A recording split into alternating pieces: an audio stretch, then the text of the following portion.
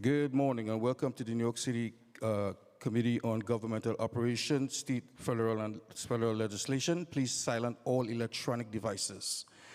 Please do not approach the dais at any time. If you have any questions, please raise your hand, and one of us as Sergeant at Arms will kindly assist you. Thank you very much for your kind cooperation. Chair, we're ready to begin.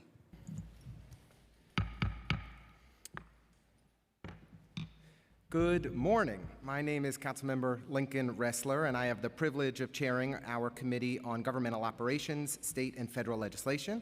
I'd like to welcome my colleagues who have joined us this morning, our Speaker, Adrienne Adams, Councilmember Lynn Schulman, and Councilmember David Carr. Thank you each for being with us. At today's hearing, the committee will be hearing Intro 908, sponsored by our Speaker, Adrienne Adams. I would now like to turn it over to Madam Speaker for opening remarks. Thank you very much, Chair Ressler, and good morning, everyone. We want to thank our Governmental Operations, State and Federal Legislation Committee, Chair Lincoln Ressler, for holding today's hearing on Introduction 908, my proposed legislation to require the advice and consent of the Council as part of the appointment process for 21 city agency commissioners that are not currently required to undergo this process. And thank you all who've joined us today. Advice and consent is not a new concept or practice.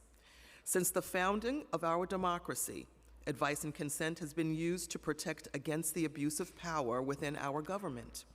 This power was vested in the legislative branch of the federal government by the founders of the nation's democracy.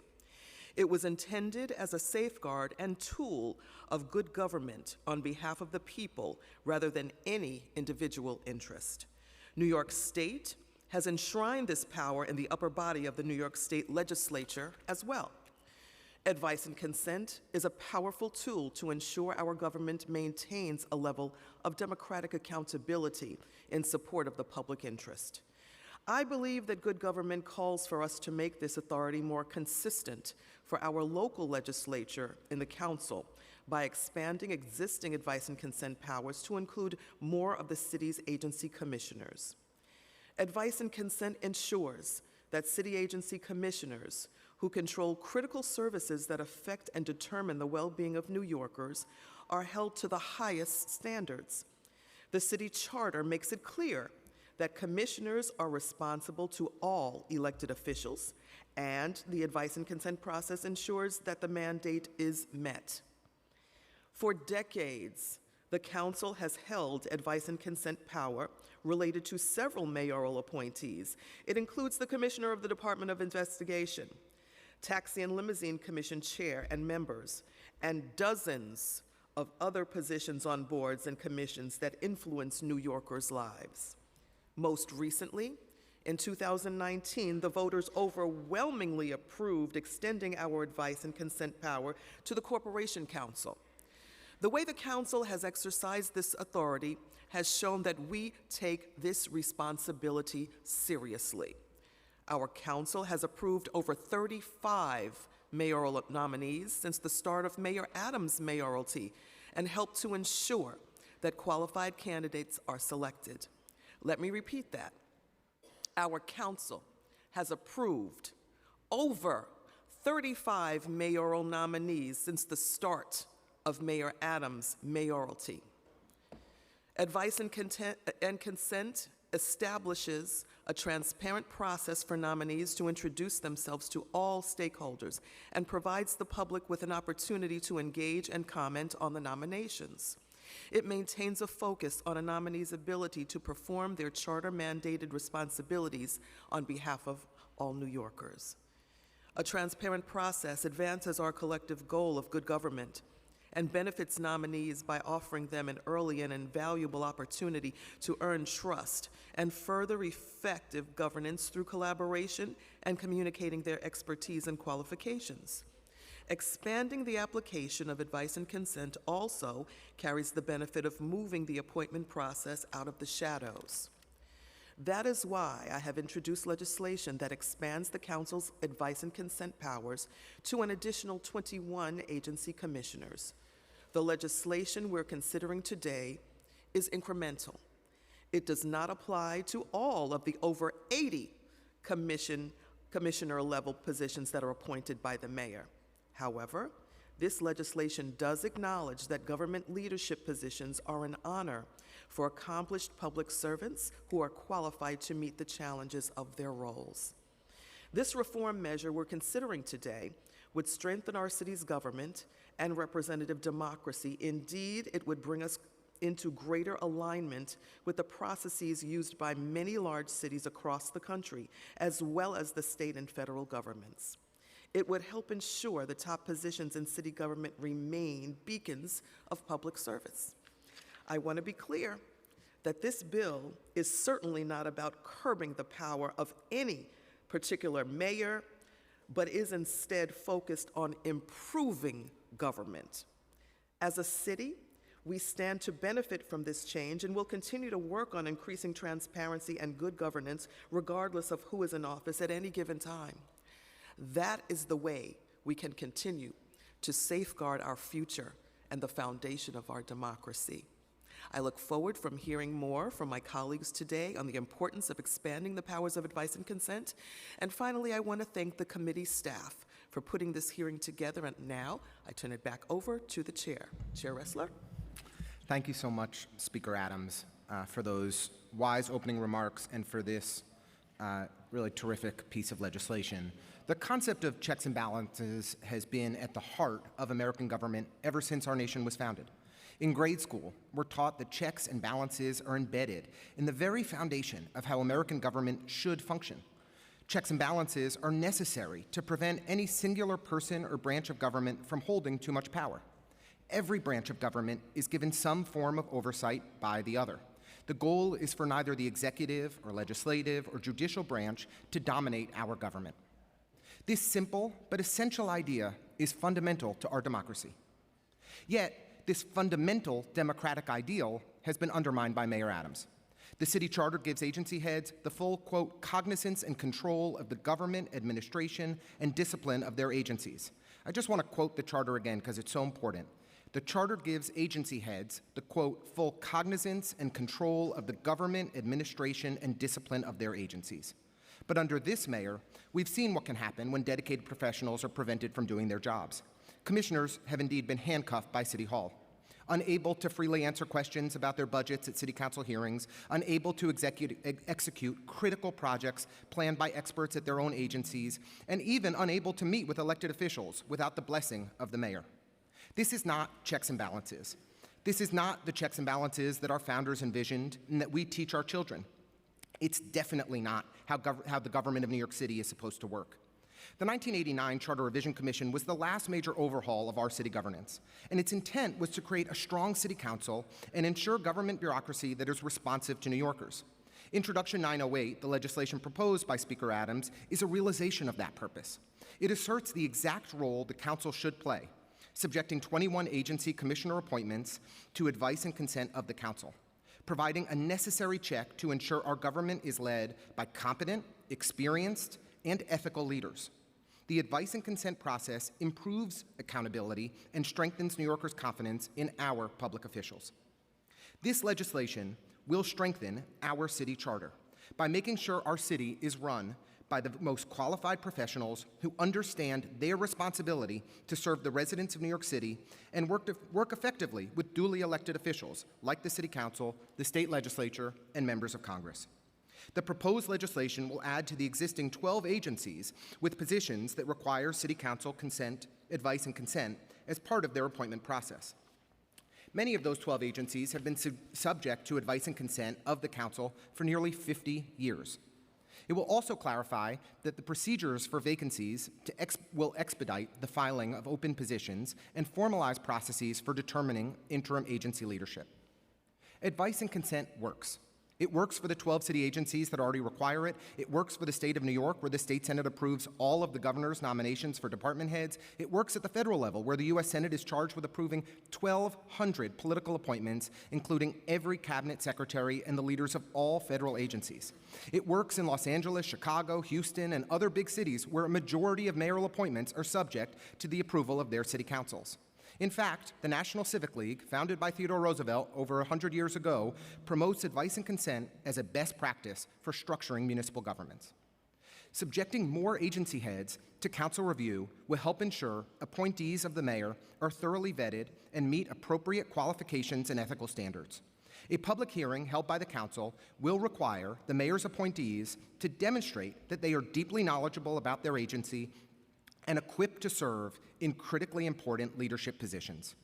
An advice and consent process will allow the mayor's appointees to show that they are committed to working with all relevant stakeholders, will be responsive to our diverse communities, and will fulfill their charter-mandated role to, quote, advise and assist elected officials. Any mayoral administration confident in the qualifications and character of their appointments would welcome this model. Beginning in 1853, the mayor of New York City's appointments were subject to advice and consent of the City Council. We should reestablish this practice in city government today. Advice and consent has a demonstrably clear foundation in the goal of preserving representative democracy. It has worked well for the city in a limited scope, and it's time to expand its application to align with the broader use at the state and federal levels of government and by many other municipalities. New Yorkers can be made confident that the mayor's appointed commissioners are qualified and positioned to capably serve as leaders of our city agencies. This administration declined to show up today, though I do see the senior advisor to the mayor for intergovernmental affairs here, so perhaps Tiffany Raspberry would like to share a few words. That being said, despite the mayor publicly expressing concern about this legislation, his administration decided to not engage in good faith in the legislative process. The mayor's dismissiveness and disrespect of this city council and his administration's refusal to engage directly on the record on the speaker's legislation is disappointing. Instead, the mayor has appointed a highly questionable Charter Revision Commission, whose only real objective seems to be delaying this worthy legislation from potentially reaching the voters. In closing, I would like to thank Speaker Adams for her courageous leadership in proposing this legislation to better calibrate city government toward democratic accountability. This is a historic and significant and bold step by this city council to demonstrate the importance of strong legislative oversight for effective and good governance. I deeply appreciate her leadership of this body and of our city, especially in light of a mayor who undermines good government. With that, I'd like to thank our committee staff, Jace Ganapathy and Erica Cohen, for their hard work in preparing for this hearing, David Seitzer for impressively drafting this bill, Julia Agos, who does a great job from the Speaker's communications team, who helped us, and just my team, my awesome communications director, Neeb Mooney, and Molly Haley, my chief and special counsel, who is brilliant. I'd like to acknowledge a couple of my colleagues who are here with us today, Councilmember Brewer and Councilmember Powers. Thank you for joining us. We got Lynn already. And Councilmember Shulman, if I missed you earlier, thank you so much. And now we will turn it over to our first panel. I'd like to call Susan Lerner, Executive Director of Common Cause, and Jim Karras to come before us and testify. Committee counsel.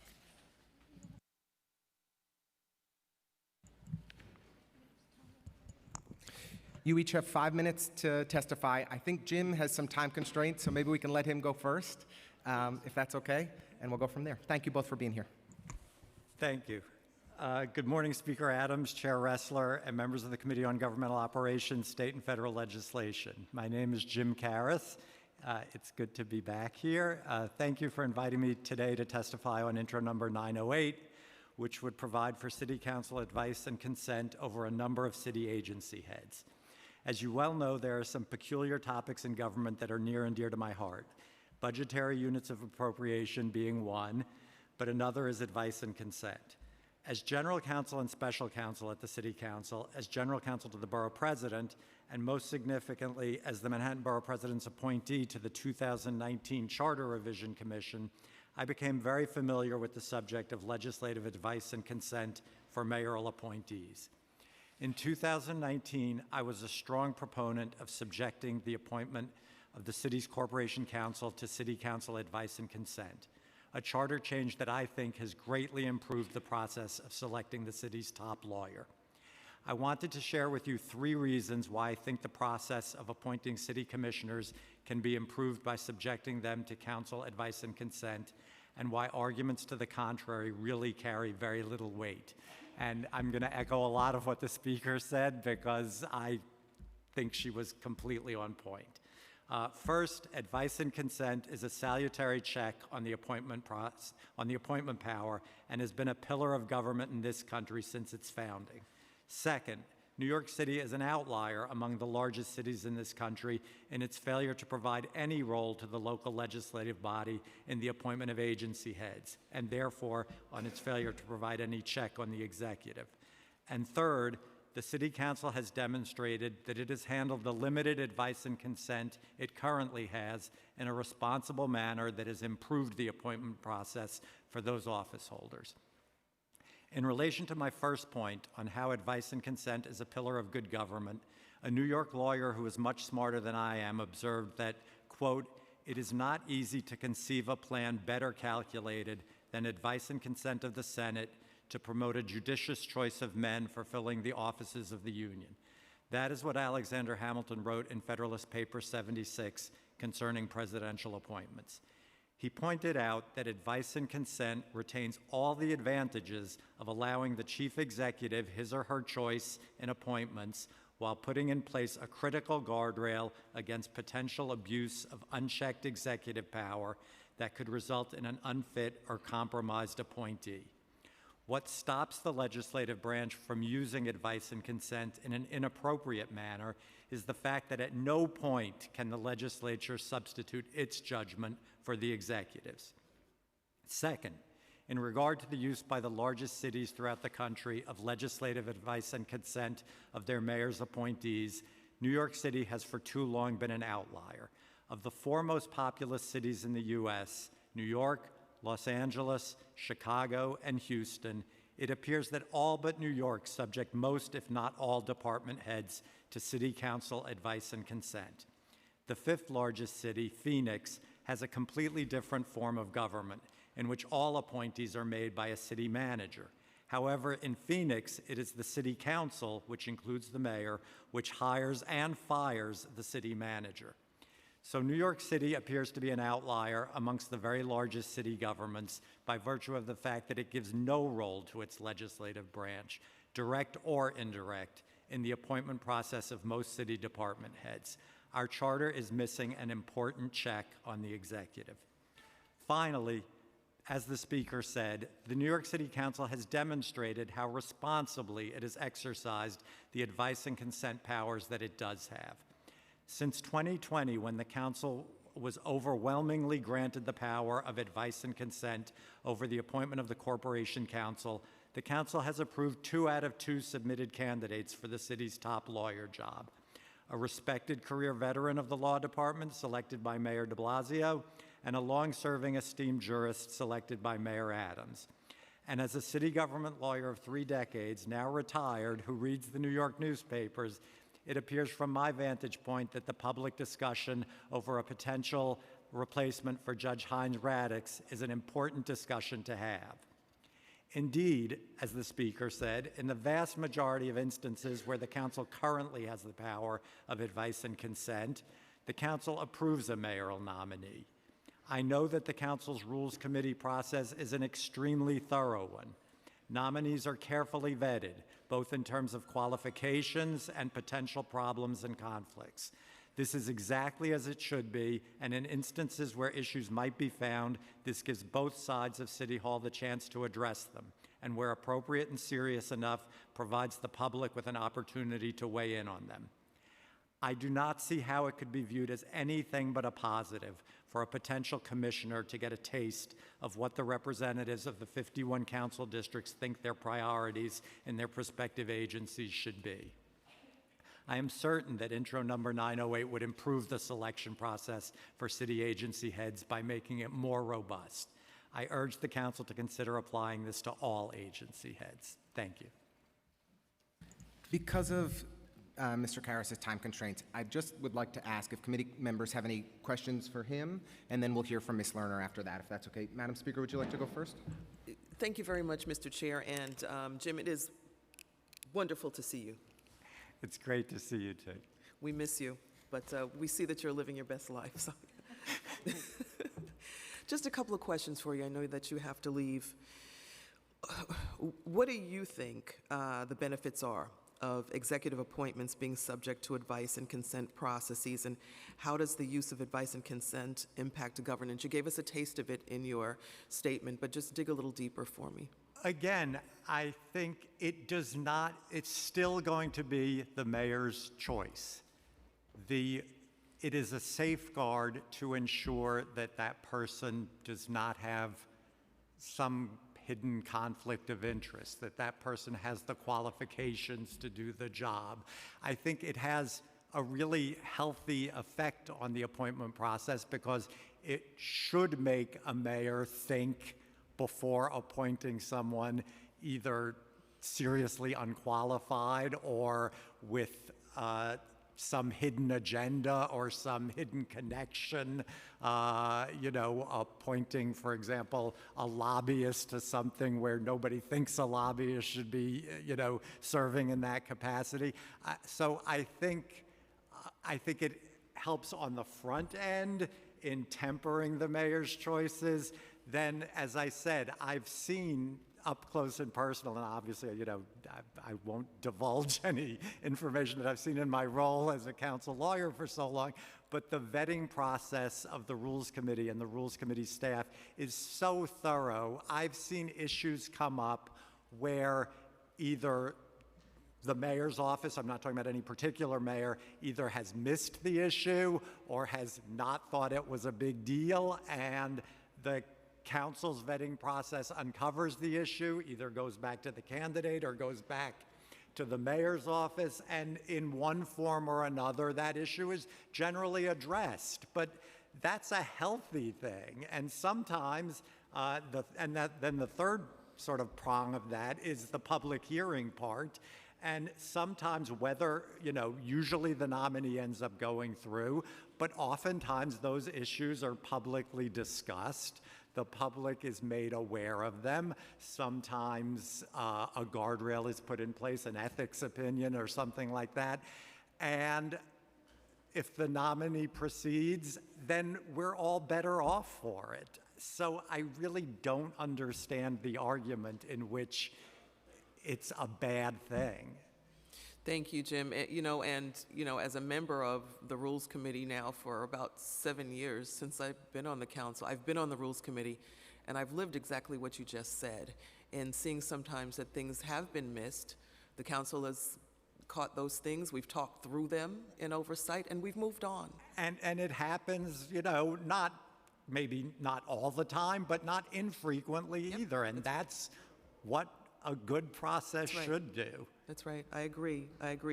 Along those lines, you said you don't know, but why would you think that New York has lagged behind other states and compared to other municipalities and New York State with regard to advice and consent? I think perhaps because when the 1989 charter was written, there was a sense that the city was out of control and that you needed, I think perhaps some checks that might otherwise have been imposed on the mayor were left out.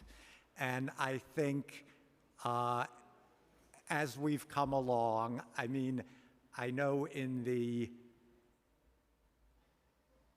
80s, early 90s, it was the council that froze property tax rates. So I think the council has grown into its powers.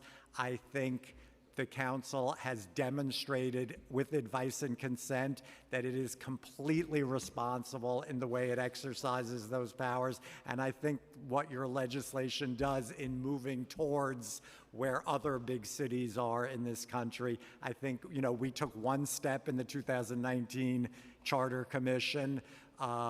We made the Corporation Council subject to advice and consent. I think this is a very good next step. Thank you very much, Jim. Mr. Chair. Thank you, Madam Speaker. I will just ask a question or two, and I think Councilmember Brewer has a question or two for you, and then we'll get you on your flight. Just for the record, Jim, you're one of the foremost experts on the city charter. I really enjoyed an article you wrote back in 2013 on the separation of powers in New York City. Would you mind elaborating on the record, your resume and expertise on this topic? And then just secondly, and then I'll kick it over to Councilmember Brewer, the other question I'd just like to ask is, the TLC is an agency of, 500 employees with a $60 million budget. The Department of Buildings is an agency of 1,500 plus employees, $190 million budget. It's 3 times as big. TLC chair, subject to advice and consent. DOB is not. Can you explain this? Is there kind of any rationale for why this makes sense beyond the historic composition of certain agencies, why some positions require advice and consent and why others don't? Thank you. I haven't, in the time I haven't really gone back and reviewed the '89 Charter Commission, although over the course of my career, I've spent a lot of time looking at those transcripts. I think the idea was that boards and commissions would be subject to advice and consent, but commission heads, agency heads, would be solely mayoral appointees. And as I said, I think the idea back then was that you needed sort of one tough person on top of everything that goes on in the city. When I argued for city council appointment, advice and consent powers over the corporation council, I pointed out that that had often been, especially during the Giuliani years, I'll say, had been subject to what I thought was an appointee, a corporation council, being too beholden to the mayor and making decisions that were sometimes legally questionable, or at least I think one of the examples I gave in the Charter Revision Commission was when the speaker, the public advocate, the Brooklyn Borough president, all of the chairs of all of the cultural institution groups, all felt that it was legally infirm and an appalling decision to pull funding from the Brooklyn Museum. Every court ended up agreeing with them, and yet the Corporation Council defended the mayor and basically against every other involved city elected official. And I think this gives, advice and consent gives the sense to those appointees. It doesn't substitute the council's judgment for the mayor. There's no mileage for the council in turning down appointees just because they have some slight disagreement with them, because the next appointee could be worse. But it gives a sense that they are accountable to more than just the mayor. They're accountable to the city as a whole and all the people in the city. And to back up and my view of this comes from 30 years as a city council lawyer, working with agencies and agency heads, as the deputy general counsel at the council, the finance counsel at the council, and then the land use director and general counsel at the borough president's office, where I was then Borough President Brewer's appointee to the 2019 Charter Commission. On that commission, I pushed hard for advice and consent over the Corporation Council, and then back at the council as general counsel and special counsel. Thank you so much. Councilmember Brewer. Thank you very much. First of all, Alexander Hamilton, you're smarter. I know all of the descendants of Alexander Hamilton. I love them, I respect them, but you're smarter. In terms of when you were the wonderful appointee, did other suggestions come up other than Corporation Council to be part of this process, or how did Corporation Council participate? I should remember, but I thought it'd be good for the public to remember too. I think in my head, there were other potential, to take it a little bit further, but it never got to that point. It was clear that Corporation Council at that time was sort of the most significant change we could make. And both to its credit, the 2019 commission, but also making it difficult. Being I want to say a real charter commission with a wide array of viewpoints, I think that charter commission had to settle on a few key changes that we could get consensus. We had appointees from every borough president. We had a public advocate appointee, we had mayoral appointees, and we had council appointees. So It was my bill, I remember. Yes, exactly. And it was, so that made it difficult to take on sort of huge changes. And I don't think we thought that huge changes were necessary. And the truth is, now at this point, from this vantage point of view, I don't think this is a huge change. This is a guardrail. This isn't a change to who appoints commissioners. This isn't a change to how the commissioners will function, other than that. And I think Hamilton, somewhere in that Federalist paper, says it's a quiet but important change. It's not a radical alteration. It doesn't change the appointment power. It just has a healthy effect, both as the mayor thinks about his or her selections, as the council and the public get to speak to those candidates. Right. The other question I have, which I think you would agree, is when the public sees, X person, this is the only opportunity they would see X person. In other words, understandably, you make an appointment, nobody ever knows who that person is. Now you have a transcript, a record, a public, if anybody wants to participate in any way. Do you also agree that gives perhaps more opportunity for that agency to even be what it could be? In other words, they have now a record of how they're going to run that agency. Absolutely. And the public sees what their taxpayer dollars are going toward and can testify to that effect. It's good. It's so much better to me for the public and for advocacy groups and interest groups and groups whose lives that agency is going to affect to be able to attend a hearing or have groups that they're members in attend those hearings, raise issues. Even if the commissioner ends up in a position that's adverse to some of those groups, at least those groups have presented their views to the commissioner. It's an exchange and a more active involvement in the introduction of that commissioner to the government than having a mayor stand at a press conference and just introduce a face, which may or may not get covered by the press. Thank you. And the other cities you mentioned, they do in fact do such processes for all of the commissioners. That's your understanding? My understanding, and I looked at the charters over the weekend, is that most, if not all, agency heads in those cities, other than Phoenix, in which the council just appoints the city manager, go through the advice and consent process. Thank you very much.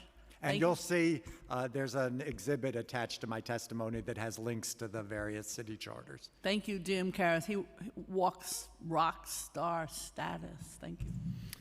We really appreciate you testifying. We hope you make your flight. Okay. Congratulations to your nephew. Thank you. Thank you very much. Ms. Lerner, thank you so much.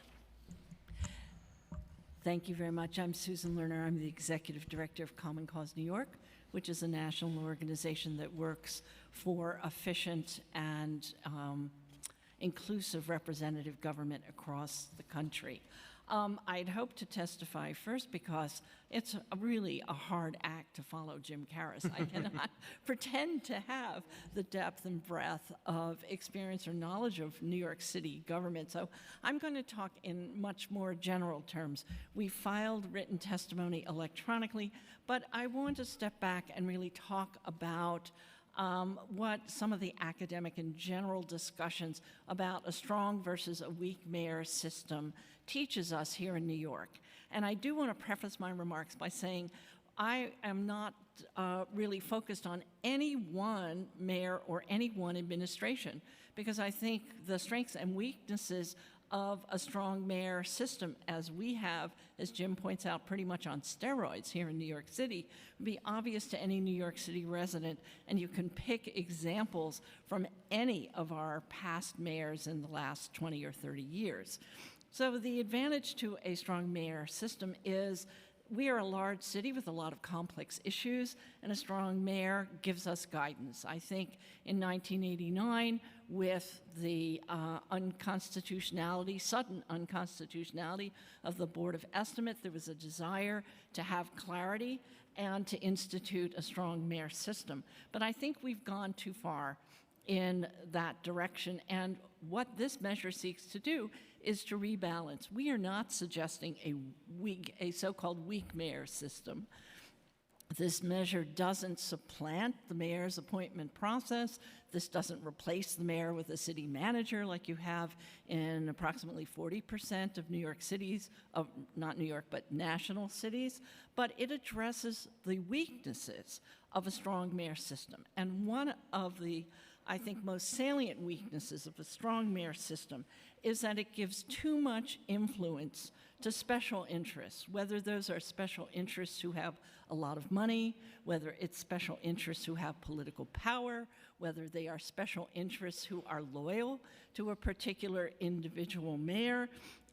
It basically allows a small group of highly influential people to influence the mayor to get policies passed which may not be reflective of the desires of the vast majority of New Yorkers, but reflect the interests of a much smaller group.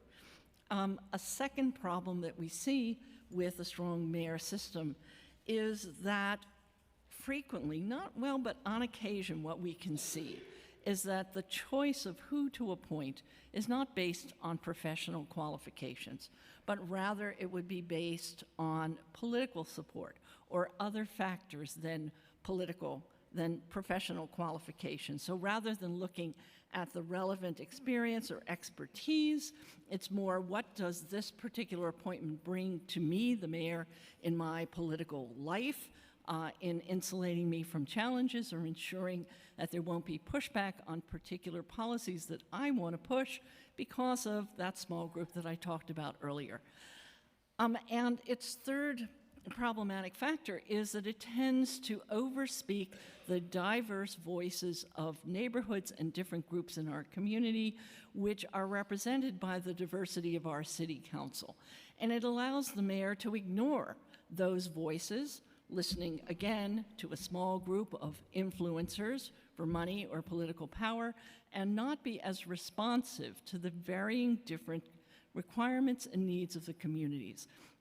So having to have more of an advise and consent function brings the mayor into more dialogue with the council. The council is much more representative of the diversity of our city and the various needs of the communities, and all of us are benefited when the mayor and the council collaborate to develop the strongest possible policies and to choose the people who have the best professional qualifications to handle, as Chairman Ressler pointed out, departments that have hundreds of millions of taxpayer dollars, departments that have an extraordinary impact on literally the life and death of New York City residents. So to the extent that we can encourage all of our elected representatives to work together to build a consensus to represent all of the needs of the people of New York City, we will be stronger and better as a city.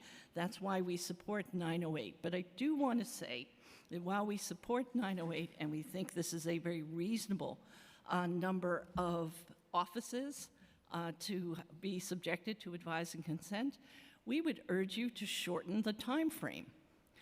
The advise and consent process is important, but so is the appointment of people who, as you point out, control hundreds of millions of dollars and the lives and livelihoods and well-being of New Yorkers. So our suggestion is hold yourself to a tight schedule. Revise so that you have 30 days for hearing and 60 days to vote, because these are important appointments and they should be addressed quickly. The public should hear what the concerns are, and if there is a problem with the nominee, they should be up for a quick vote, and if they need to be replaced, then that should happen quickly. Thank you. Thank you so much, Ms. Lerner, for that testimony. I'd like to pass it to Speaker Adrian Adams. Thank you again, Mr. Chair. It's good to see you, Ms. Lerner. Welcome. Thank you. Just a couple of questions for you, because you've been doing this for a long time as well, so don't shortchange yourself when it comes to Jim now, okay? Just a couple of questions. Do you anticipate that requiring advice and consent of the council would change who any mayor nominates for any of the commissioner positions? I would hope that it would. I would hope that it would influence a mayor, any mayor, to take a longer look at the professional qualifications of the person who is appointed and be less influenced by what they could bring him or her politically. So yes, I think it should have a salutary impact by ensuring more qualified nominees. Do you see any downside to putting forth advice and consent? And would you welcome even the extension of more commissioners added? The only downside I see is if it takes too long. That's why we suggested shortening the time frame. But I think that it strengthens both the council and the mayor. I think it urges the mayor to make better appointments. I think it places the council in more of a consensus-building communication with the mayor, and I think that it is a strong net positive for our city. Thank you very much for your testimony. I like to hear, and I think that we need to continue to stress that this is not about taking power away from a mayor at all, but it's more about, really about the collaborative process and making sure that we're getting the right folks into these positions. Exactly. I think all New Yorkers want to see collaboration between the mayor and the council. We all want the best thinking and the development of the policies that are going to strengthen our city and solve our problems in the best way possible. Thank you very much. Thank you. Thank you so much, Ms. Lerner. I'll pass it to Councilmember Carr. Thank you, Chair, and I want to thank you and the Speaker for having probably what is, to me, the most interesting hearing we've had since the 2008 term limits debate in this body. And it's a matter of great weight and importance that we're considering today. I'm thinking a lot about the history of municipal government in New York, and in many ways, we had earned the moniker the ungovernable city in times past. And I think it was alluded earlier that the '89 charter revision was in many ways a rebuttal to that charge. And we have a strong mayor-council system for a reason. It's intentionally tilted towards the other side of the building. And the question that I'm kind of posing to the public, and the one that I'm certainly going to be posing to myself as I consider this piece of legislation, is not whether advice and consent is a good idea in the abstract, but whether it's a good idea to introduce it into a system that's already been functioning for some time beyond the scope that it currently has. And I think it's an important question because of that history of misgovernance and a lack of faith in our governing institutions from times in the not too distant past. But it also calls to mind that we're considering this piece of legislation in a vacuum, right? Power dynamics are much more complicated than simply the advice and consent issue. And so I'm concerned that as we pull one string out of the shirt of city government, so to speak, we don't necessarily know where it leads, and this is profoundly consequential. And the other piece that I'm very mindful of right now is my constituents, outer neighborhoods of the most outer boroughs, are not so much concerned with the dynamic of power between one side of this building and the other. They're concerned with the accumulation of power in this building, period. And there are questions that I ask, which is why do land use issues end with the council and not with the borough boards? Why are our borough commissioners not appointed by our borough presidents rather than by the heads of our mayoral agencies? These are the questions that I wish we would get into, and I'm not sure that we'll be able to in this hearing, and I don't think we're going to be able to in the Charter Revision Commission that's been assembled, because I don't think that's the point. And for me, what I'd really love to see as we look at the charter more closely is a renegotiation and a diffusion of power away from this place and into the boroughs that we represent. And that's really the thing that's most concerning to me as a Staten Island and Southwest Brooklyn representative. Thank you, Chair. You know, Council Member, I would refer back to what I said earlier, which is one of the weaknesses of a strong mayor system is that it allows one elected official to ignore the neighborhoods and the boroughs that have a difference of opinion. And so an advise and consent system is, I would say, the most mild form of rebalancing, because as has been pointed out, the mayor still gets his or her choices for agency heads, but it allows the consideration of your constituents to actually be addressed in the confirmation process, which may not happen at all when the mayor chooses somebody perhaps because of political affiliation, because of influence in an important industry, and can overlook the concerns of your constituents. So I would suggest that this measure addresses one of your concerns. If I could just respond briefly, Chair.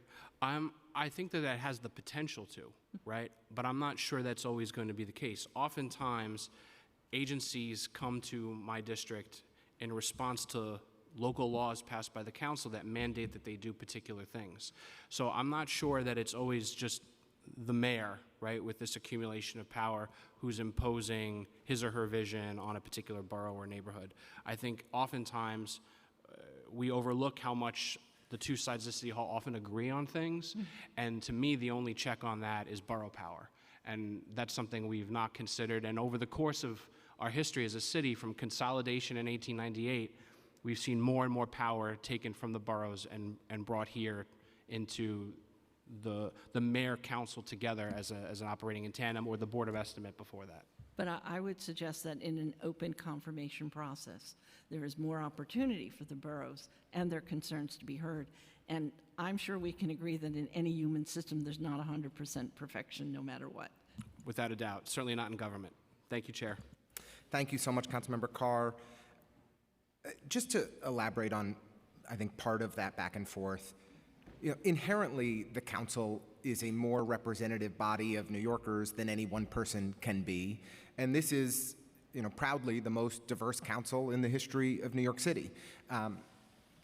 Do you therefore believe, or could you kind of elaborate on how an advice and consent process ensures that the diversity of perspectives inform that we have qualified, ethical, and competent candidates serving in these critical positions? Well, I'd also like to point out that I think our city council may be the largest city council. Yes, we are the largest city, but we have an unusually large and diverse representative city council. And that means that there are many more viewpoints from, Councilmember Carr's constituents to Councilmember Brewer's constituents and everything in between. So that an open process with council input means to me that we address one of the weaknesses of a strong mayor system, which is not enough attention to the different concerns of a lot of different communities and diverse needs. And this open process allows 51 representatives from very different communities to reflect the concerns of their communities, educate, as I think Jim Karras pointed out, the nominee to more diverse concerns than they might be aware of if they are simply handpicked by the mayor and rubber stamped at a press conference. The National Civic League includes advice and consent as part of their model city charter. They note that, quote, the professional qualifications of the person selected may be higher if the council has to approve the choice. Exactly. The mayor is not free to simply choose a person to advance his or her electoral interests. What do you think of this rationale? Do you believe that advice and consent reduces the possibility of political patronage and selection of political loyalists to these influential positions? Well, that's the goal. I mean, as Speaker Adams asked it, I think that it would help in that regard. I really do. The more discussion of a person's qualifications, the more an appointing authority knows that the qualifications are going to be not only vetted behind closed doors by council members, but discussed in open hearings with members of the public, advocates for different communities and organizations able to weigh in. I think that it really encourages a more professionalized qualification goal than if you're able to pick somebody because they're close to me or because they are the favorite of a particular power center that you want to be sure is on your side in your reelection. And if I may, on a, I think, related topic, I'd just like to ask you your insight and expertise on the Charter Revision Commission that's been recently appointed. In your long expertise as a good government leader in New York City, can you recall a Charter Revision Commission being convened so late in the year? Announced on May 22nd, its first meeting today, May 29th. Do you think it's possible for there to be meaningful public engagement and input in just a matter of weeks before they need to develop language to appear on the ballot? It's interesting that you raised exactly those questions because that is something we at Common Cause have discussed, and we put out a statement today where basically we don't want to anticipate failure of any commission. But what we hope to see is a commission that will rise to the high standards of previous commissions. And that means holding hearings in every single borough, hearing from the public, and releasing thorough and thoughtfully researched staff recommendations. It's less important to us who the staff is. It's the willingness to really dig into the issues, to look across the country, to find good models, and to provide the commissioners with a thorough, thoughtful, and neutral analysis of different proposals. And I think that that can be accomplished by any commission and any staff if that's what they set out to do. And it's our expectation that this commission will rise to that standard. Wonderful. Well, we greatly appreciate your testimony today. If there aren't any additional questions, thank you so much for joining us, Ms. Lerner. We really appreciate it. I'd like to acknowledge my friend and colleague, Councilmember Gingenaro from Queens, and would like to invite the next panel to come before us to testify. We are joined by our former public advocate and the director of Citizens Union, Betsy Gottbaum, former Assembly member Adam Clayton Powell, and Lewis Holden Brown. You're all free to come up and testify.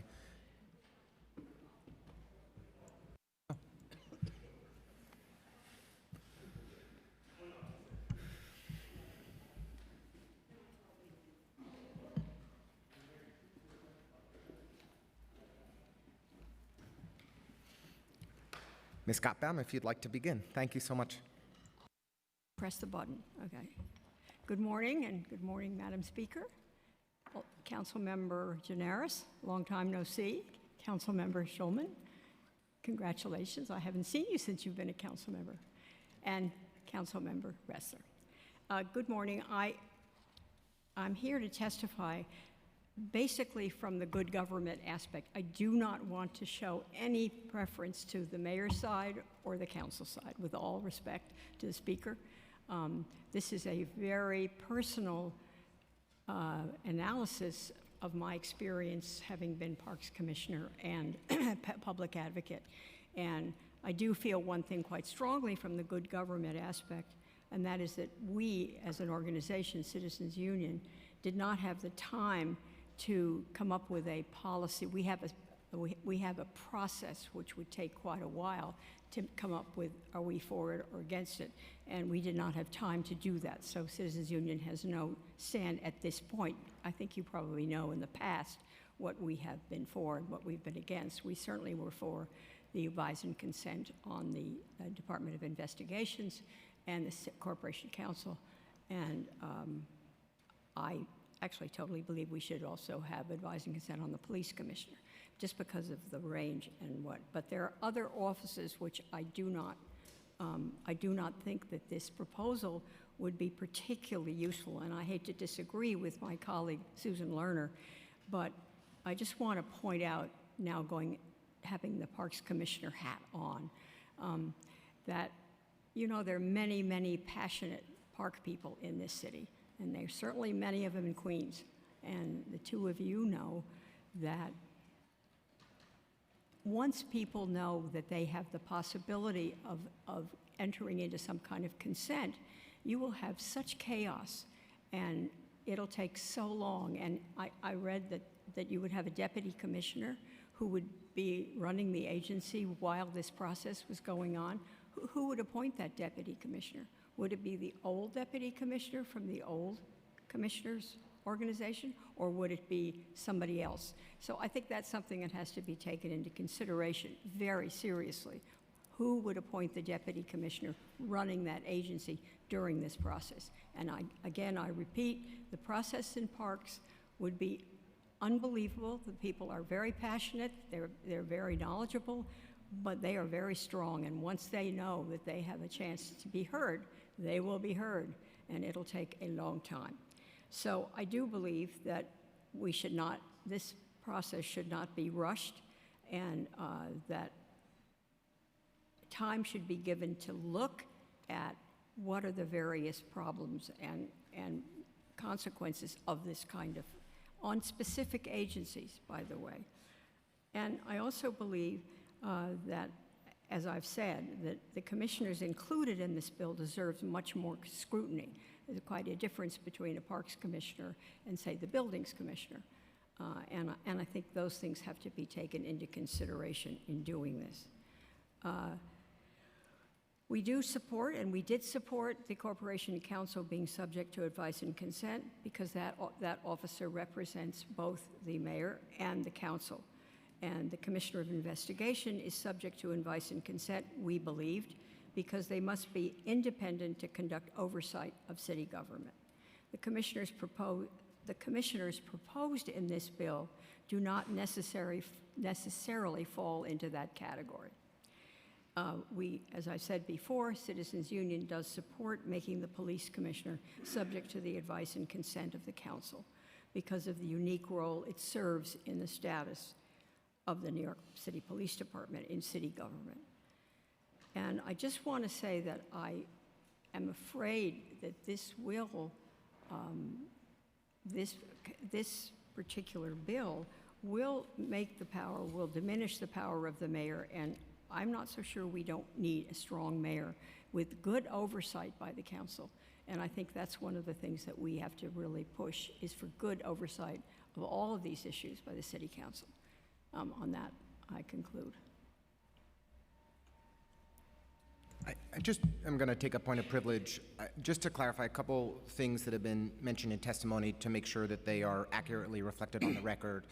The proposed legislation by the Speaker would give the council just a 30-day time frame to review and approve an appointment after it is received by the council or the appointment takes effect. So that is the current timeline for advice and consent appointments to the council, and that would be the timeline under consideration for these additional appointments. Secondly, if a vacancy occurs at an agency, the agency head, the first deputy commissioner would become the interim agency head. If that position does not exist at the agency, then the commissioner's designee would become the interim commissioner, or the designee of the mayor if the commissioner failed to make a designation. And from there, we would seek the mayor to make an appointment in an aggressive time frame for us to review it and approve it. That's what's proposed in this legislation, and just want to make sure that that's clearly understood on the record. Former Assembly Member. Thank you, Mr. Chairman, Madam Speaker, other members of the City Council. Besides being a former Assembly member, I also served as a council member back in the day between 1991 and 1997, representing parts of Northern Manhattan and the Bronx. In the relationship between the City Council and the mayor's side has always been somewhat adversarial, contentious, if you will. Even with David Dinkins, as much of a gentleman as he was, it just goes with the territory. I also served as City Council when Giuliani was elected. Oof, was that contentious? Some of you may not believe what I'm about to say, but there was a time when Giuliani told his commissioners that they could not speak to city council members. Yes, that is correct. City council members could not speak to the commissioners or top-level staff in the mayor's side. This didn't last very long, but it went on for a couple of months and obviously not conducive to being productive. This is just not practical. Advice and consent can take weeks, if not months sometimes. During the pandemic, the Department of Health Commissioner left, and Bill de Blasio was able, then Mayor Bill de Blasio was able to replace that quickly. Imagine what would have happened if the Department of Health position, the Commissioner of the Department of Health, would have remained vacant for weeks or months during the pandemic. I've heard some references been made to oversight in Congress and historical oversight in other cities, but reality is that making New York City like Washington is a recipe for gridlock. And may I also go back in history, it was tried in 1884, New York City, tried in 1884, a system where city legislators confirm mayoral appointments, but it failed. And that's why for 140 years, the mayor of the city of New York has had sole authority to make these appointments. The reality is that, again, it's not practical. We don't need another level of bureaucracy. We need a streamlined process. And imagine if at some point you, as a city council member, were required to have advice and consent of your local community board, for example, to appoint your chief of staff, or your local development corporation, LDC, to appoint your legislative liaison. Obviously, this doesn't make any sense, and it would not be practical, because at the end of the day, it's your name that appears on that ballot.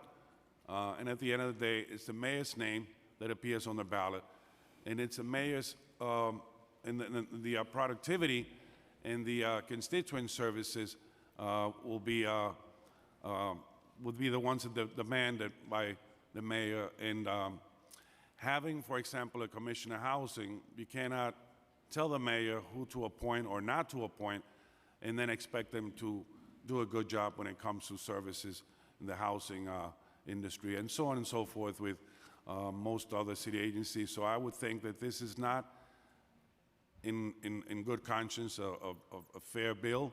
I would think we need to streamline government, not add another level of bureaucracy. Thank you. Okay. I would like to acknowledge we've been joined by Bay Academy from Brooklyn, who I believe came in second place in the New York State Science Olympiad. So congratulations, and thank you for joining us.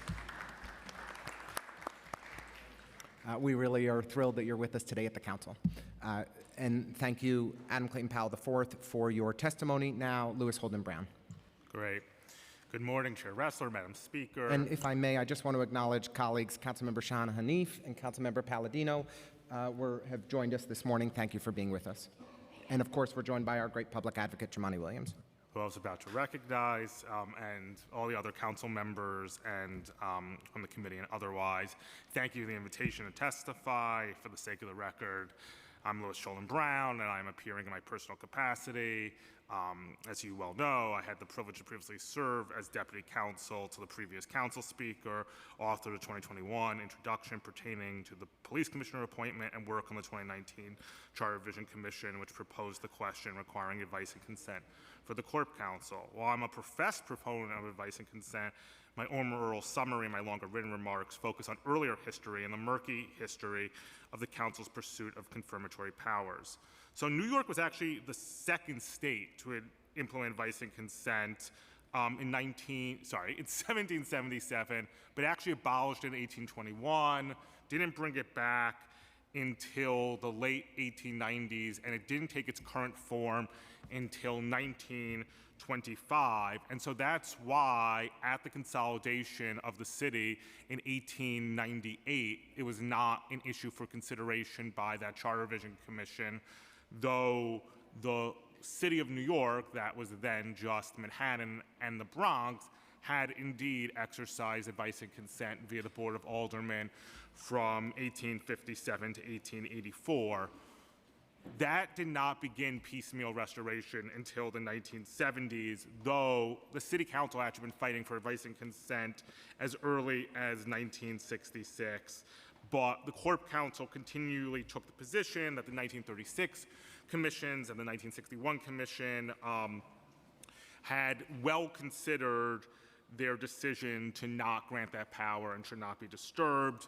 Indeed, the councils actually gave itself its first confirmatory power in 1971. Both the Taxi Limousine Commission and the Environmental Control Board were created by council legislation that had the mayor's support, but it was not subject to referendum, and neither imposed a time limit on council's review. In 1975 was when the council was given the power for advice and consent on fixed-term mayoral appointments to boards and commissions, but not to any major single-headed executive department.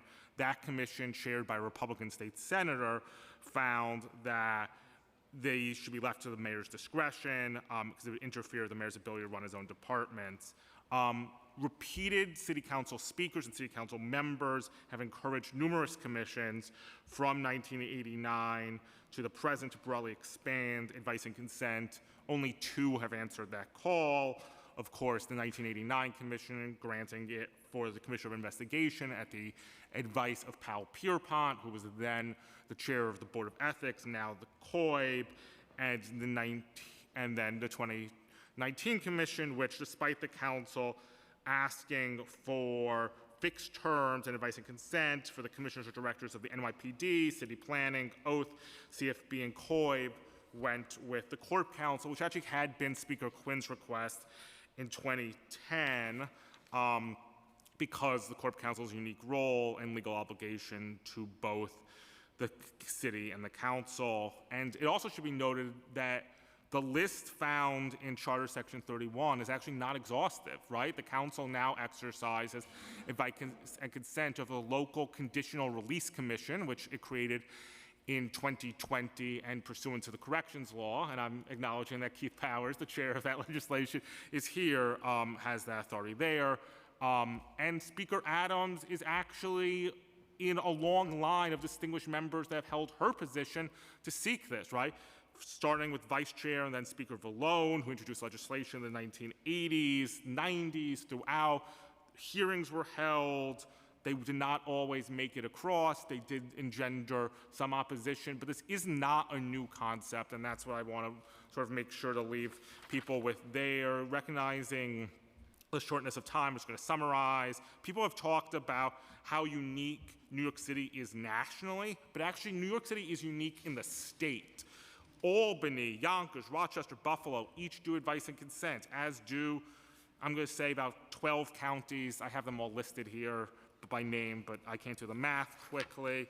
And then, for the sake of the diminishing time, I'm just going to quickly note that my written submission discusses both legal concerns about certain enumerated positions and logistical concerns about the temporal concentration of nominations and unique time constraints placed upon the council for consideration, and proposes several interventions, including legislation pertaining to the mayoral committee on appointments and the diffusion of council consideration among more committees to address these matters.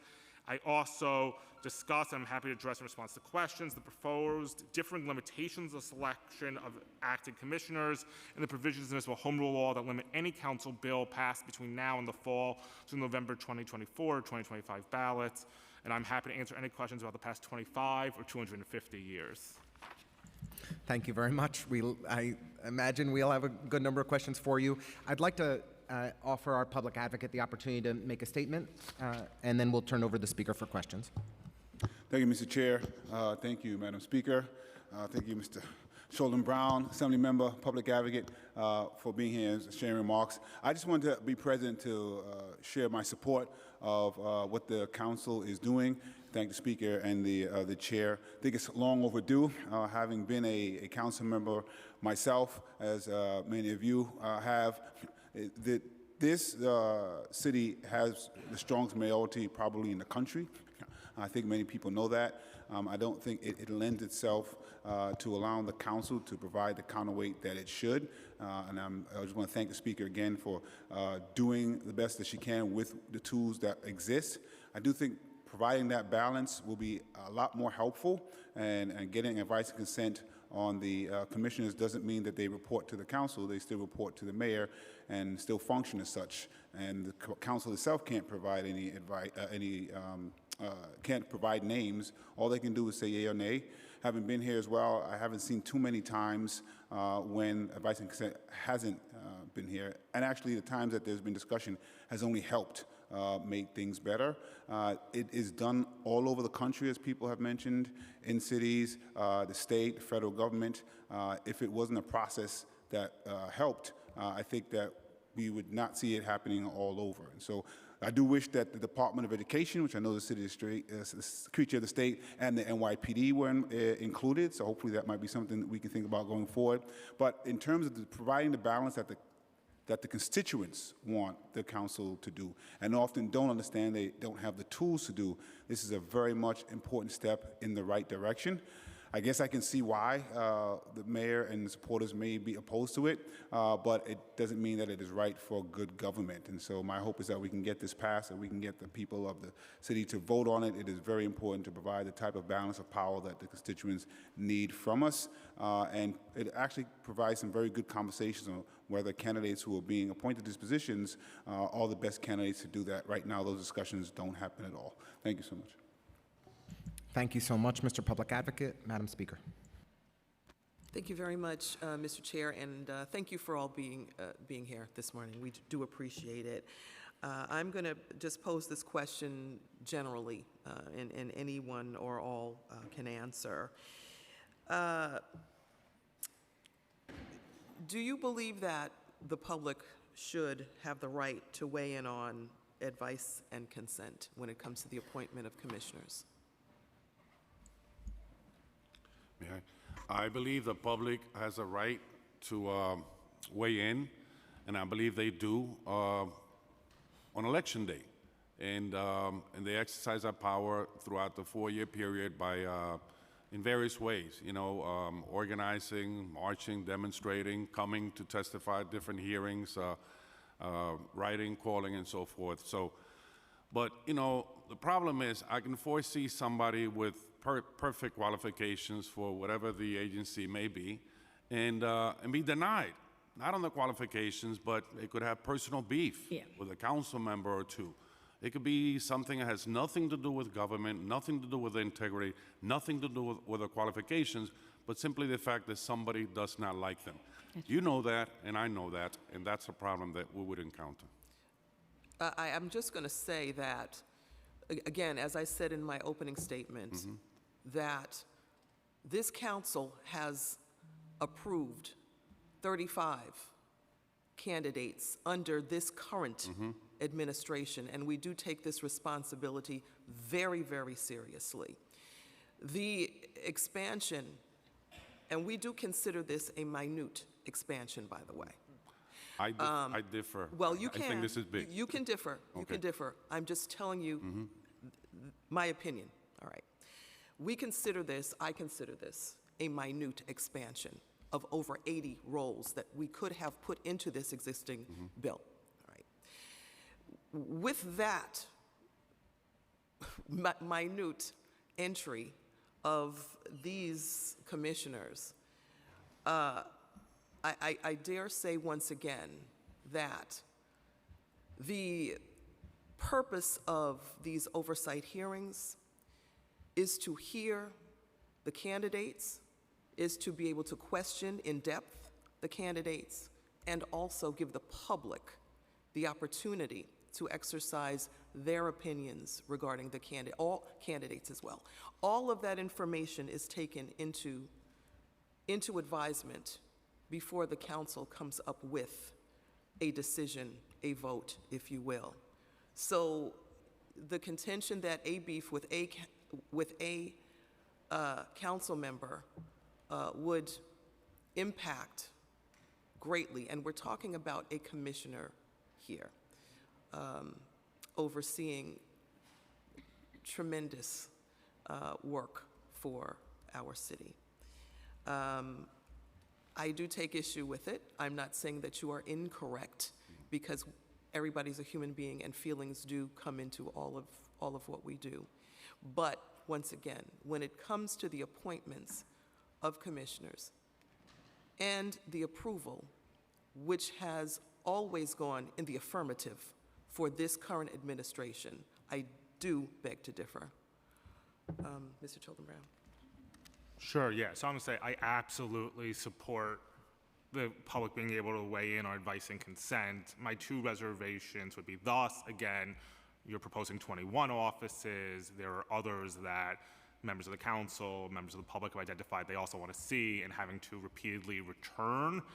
And another thing I would point out is that the council, including, for instance, the Department of Veteran Services is a relatively new agency. I believe Councilmember Ulrich passed in 2016, 2017. So again, as we create more entities having to potentially return to the public, and the issue of mayoral appointments is not only restricted to these commissioners, but the council in the past has suffered litigation losses around the Independent Police Investigation Audit Board and others because the council cannot create new entities that have representation from other than the mayor. So I absolutely support the public weighing in, but I think that there may also be opportunities and exploration about how to not ask the public each time the council wants to reset. In this minute way, I agree, that balance, or each time the mayor reorganizes government to make sure it encompasses the properly named institutions. Ms. Gotfeld, did you want to? Yeah, I'm sorry. I just caution everybody about the number of people and the number of institutions and organizations that would weigh in on all of this. And I'm not saying that isn't good, but I think it will create, as Assemblyman said, my colleague over here, it would just create a layer of bureaucracy that is going to be very, very difficult to cut through. And I fear for that. And as I said earlier, I don't quite understand what the council member said about the deputy commissioner. A deputy commissioner is appointed by the Parks Commission. I'm talking about parks now, by the Parks Commissioner. And if in fact that commissioner appoints a deputy commissioner who will be running the agency while this, I think, very long process, and I don't know how you implement a time restriction on it, and I think that's an interesting point to discuss. I just feel that that allows the last commissioner to have far more say in what goes on than you might want. And I just see that as a potential big, big gridlock. Creating a gridlock, excuse me. Thank you very much. I just have one more question for the three, or anyone if you would like to answer this. Do any of you anticipate that requiring advice and consent of the council would change who a mayor would nominate for any of the commissioner positions? Louis. Yeah, I mean, I'm going to say yes. I mean, but I do not think that that is a bad thing, right? I mean, I actually happen to believe the 21 individuals holding these offices right now are all esteemed public servants in one way or another, but I only have to look at the end of the previous administration to see several individuals who succeeded long-term commissioners who, for one reason or another, chose not to stay till the end of 21, that were replaced by people from inside the mayor's orbit or donors and the like, in a way that I do not think any of them ever acted untowardly. None of this is meant to disparage any of their records, but I do not necessarily think that they had a record of work in that area that would have sustained questioning, or that they had a vision for those several months that they would be there. So again, I definitely think it would change it. I do not think it would change it on the whole, but I think that extra layer, whether it's through this or as I talk about a committee of appointment process for certain other positions, I think is a net gain for the city. Thank you. I also agree that yes, it might change the appointment process, but I do think it's a bad thing. If you don't allow the mayor to appoint his first choice for sanitation commissioner, how can you hold him accountable for picking up the garbage? If you don't allow the mayor to quickly fill in a vacancy at the Department of Health, how can you expect them to handle the COVID emergency at the time? So yes, it would change, and I think that's a bad thing. Mr. Chair. Mr. Powell, I imagine you've reviewed the bill. You've said that you think it would create gridlock. How long does the council have in this proposed legislation to approve an appointment? 30 days? 30 days. So 30 days for a Department of Youth and Community Development Commissioner to be reviewed, vetted, screened, hold a public hearing, and approved. You think it would create gridlock if there was a 30-day window for oversight of a commissioner appointment? Yeah, and perhaps bureaucracy is a better, description. Sure, it adds another level of bureaucracy when you could be doing other better and more important things. To ensure that we have highly credible, vetted, experienced candidates, you think bureaucracy outweighs it? Yes. Yes. Bureaucracy is more important than ensuring that we have competent, Bureaucracy is ethical less- people serving our administration? Right, yes, absolutely. Okay, it's an interesting perspective. At the end of the day, just to finish. sure. At the end of the day, the mayor is accountable on election day, and prior to that, by various hearings and demonstrations and letters and other constituent. This legislation still ensures that the mayor is appointing each and every key position in his administration, correct? Each and every Key position in his administration is appointed by the mayor, correct?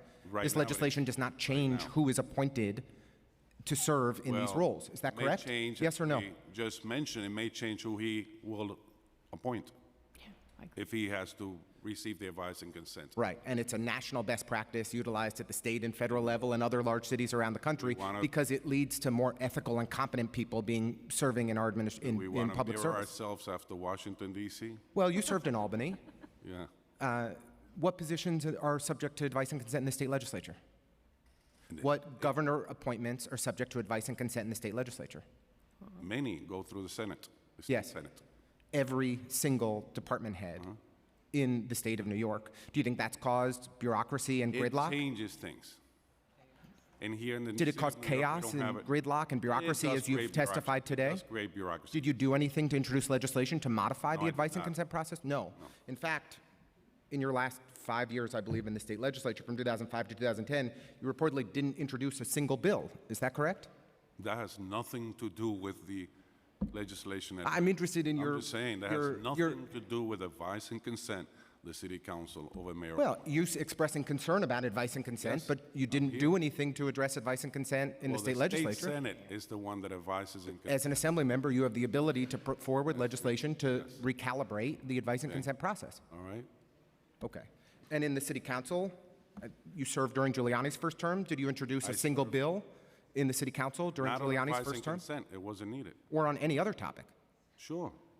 It looks like from 1994 to 1997, according to council records, you introduced 0 bills and co-sponsored 2. Okay, that is not true, but I didn't come here to discuss my political history. Well, it's relevant. You're testifying before us. Advice and consent, the city council. Well, so somebody's background would be considered during an advice and consent process. Is that right? Yes. Do you? And again, that's part of the problem. You may consider somebody who is perfectly qualified for a position, but you may not like one or two So you decisions he has do not taken. believe that advice and consent would provide an independent review of a nomination? It would add a level of bureaucracy that I don't think is needed. We need to streamline the process Streamline the process. We need to streamline the process. of mayoral appointments, or keep it as it is. Are you advocating for a further streamlining of the process of mayoral appointments? No, to keep it as is. Okay. And you've testified on the record that a 30-day period would be too long and create gridlock, bureaucracy, chaos. It just may bring a different nominee as versus the nominee the mayor may have had in mind. Yeah. And yes, it would add another level of bureaucracy, even if it's only 30 days. Do you believe that the ethics and background of a nominee are relevant to whether they should serve? Of course. Of course. But as I stated before, it may not be the level of qualifications of the nominee. It could be personal with a council member. Yeah. It could be personal with the chair of a committee. What in your Personal with a speaker. Okay, in your time serving in the council, can you recall a specific example of that occurring and it being a hindrance to preventing a qualified And I was nominee from coming 32 forward? years ago, and we did not have advice and consent. But yes, there were many personal. There was advice and personal consent for a situations. dozen agencies between There were many 1992 and personal 1997. Situations, yes. give us an example of when it was a hindrance? It exists for a dozen agencies in city government. You served in the state legislature for nearly a decade. Could you cite one specific example on the record today for when it was a hindrance and caused, in your words, gridlock, chaos, and bureaucracy? No. No. No. Okay. So despite serving in elected office for 15 odd years in city and state government, you cannot, and the advice and consent being widely utilized at the state level and utilized narrowly at the city level for dozens of appointments, you cannot cite a single example of it being a hindrance, an obstacle? No. Okay. Thank you very much. I will come back to ask questions of other witnesses, but we'll kick it to Councilmember Gennaro, followed by Councilmember Powers. Thank you, Mr. Chairman. I had a certain question in mind when I signed up to ask questions of this panel. I've kind of pivoted since then, and I think what I had on my mind was addressed by the speaker and the chair. But let me just speak from my own personal experience. People can make comments to this or whatever. I've been in... I started in city government in 1983 under Mayor Koch on the executive side, came over to the council in 1990, and have served the council for 27 years or 28 years combined as a member and as a member of the central staff. And all my time in city government, and I also used to teach state and local government at Queens College or whatever, so I supposedly know a little bit about that, aside from my experience being here, is that one of the phenomena that has always gotten to me, and every mayor has a little bit of it, which is hubris. And the fact that the administration couldn't see fit to testify at this hearing today and engage with the council on this important issue, I think is the most compelling testimony that we could ever have as to why we need to establish ourselves as the partner in government and not be dismissed by the executive, which has been happening from Koch through today, in my experience, as much as I loved, many of those mayors. And so I think that speaks for itself. Every mayor wants to dismiss the council. Every mayor wants to say that the council is up to no good, that the council has, motives and whatnot that are something different than good government. And I think this is an insult to the council. And the fact that the administration couldn't bring itself here today to say one word about this bill is the most compelling testimony for this bill that I can possibly think of. That's my statement. Anyone feel free to comment to that. I'd like to just express how strongly I support Councilmember Gennaro's statement on the record. Councilmember Powers. Sure. Thank you for all your testimony. I'm sorry I missed some of it. I was actually taking a school class around City Hall. I think I can understand reasonably why there would be concerns from the administration about allowing the council to have more advice and consent power and how that might lead to potentially blocking or stopping certain appointments. I would note that the history so far in the city council, I'm the rules chair, has been pretty, obviously there's relevant examples right now, but pretty contrary to that point, which is that the council has approved almost, actually to date, every single appointee that's come before us in the city council. We've been held hearings on all of them that had required advice and consent and have approved them, and I think had the standard of people that have come through us have been very high, and those qualified people have had their hearing and have had the opportunity to present their credentials and answer questions, relevant questions, and we've approved every single one so far. And when there are contentious examples, they will go through the process reasonably to have to do the same process as others. But I think you're all presenting different, cases for and against, and lots of history from Lewis, and I think we can all understand the debate and where it exists. I did want to ask a question because one of the main points against adding advice and consent is around additional bureaucracy, additional red tape and approval processes that would exist. And I'm sensitive to it from the standpoint of timing with a new administration coming in, how you might have to handle all these advice and consent hearings in short order. I'm sensitive to that as the chair of that, of course. But the point about added bureaucracy, slowing down the process, things like that, those also seem to exist in the current, what's not happening here, but what's happening in my district at the Roseville House, which is that we are potentially going to end up in a process where we're going to have a charter commission that's going to recommend and advise and ask the voters to vote on processes which will significantly slow down the city council's ability to vote on legislation, make considerations around the budget, things like that. They may end up being really great ideas. They may be ideas we all hate, but it certainly seems a similar thing is in play here, which is we are going to end up in a thing that will significantly add more bureaucracy to the duly elected officials of city council to represent their constituents and make decisions. It feels like those arguments prevail, and it could prevail. For the folks who have raised these bureaucracy concerns, do you have similar concerns when it comes to that process and how that might slow down legislative processes and budgetary processes here at the city council? I mean, I'll start with a comment about advice and consent and privilege to that. I just want to note that though I talk about, I think there could potentially be, a plethora of appointments at a given time, and I think that poses actually some unique hurdles for you as the chair, but I don't think for the process. Laura Kavanaugh, who I'll identify as I think she's a distinguished individual, was not officially appointed fire commissioner until October of 22, right? Laura served as first deputy commissioner and acting commissioner for 10 months. She did so ably, and there was no bureaucratic hurdle. The DYCD commissioner was also appointed in the month of April and the like. So the mayor's process often moves quite slowly. And if this legislation had been in effect in 2022, the council would have been called upon to approve 12 commissioners by the end of March. The council approved 2 plus 2 members of the Conflicts of Interest Board in that time quite well. And so there is no bureaucratic standstill from those 30 days. Again, currently acting commissioners often serve quite longer than that. And again, to name a few, I think were quite distinguished. Margaret Forgione, who of course is now the first deputy commissioner. Oxiris Barbeau, the Department of Health, who was the Baltimore Health Commissioner, had already led a major department. Sandra Bellis, who's now executive deputy controller at TCWP.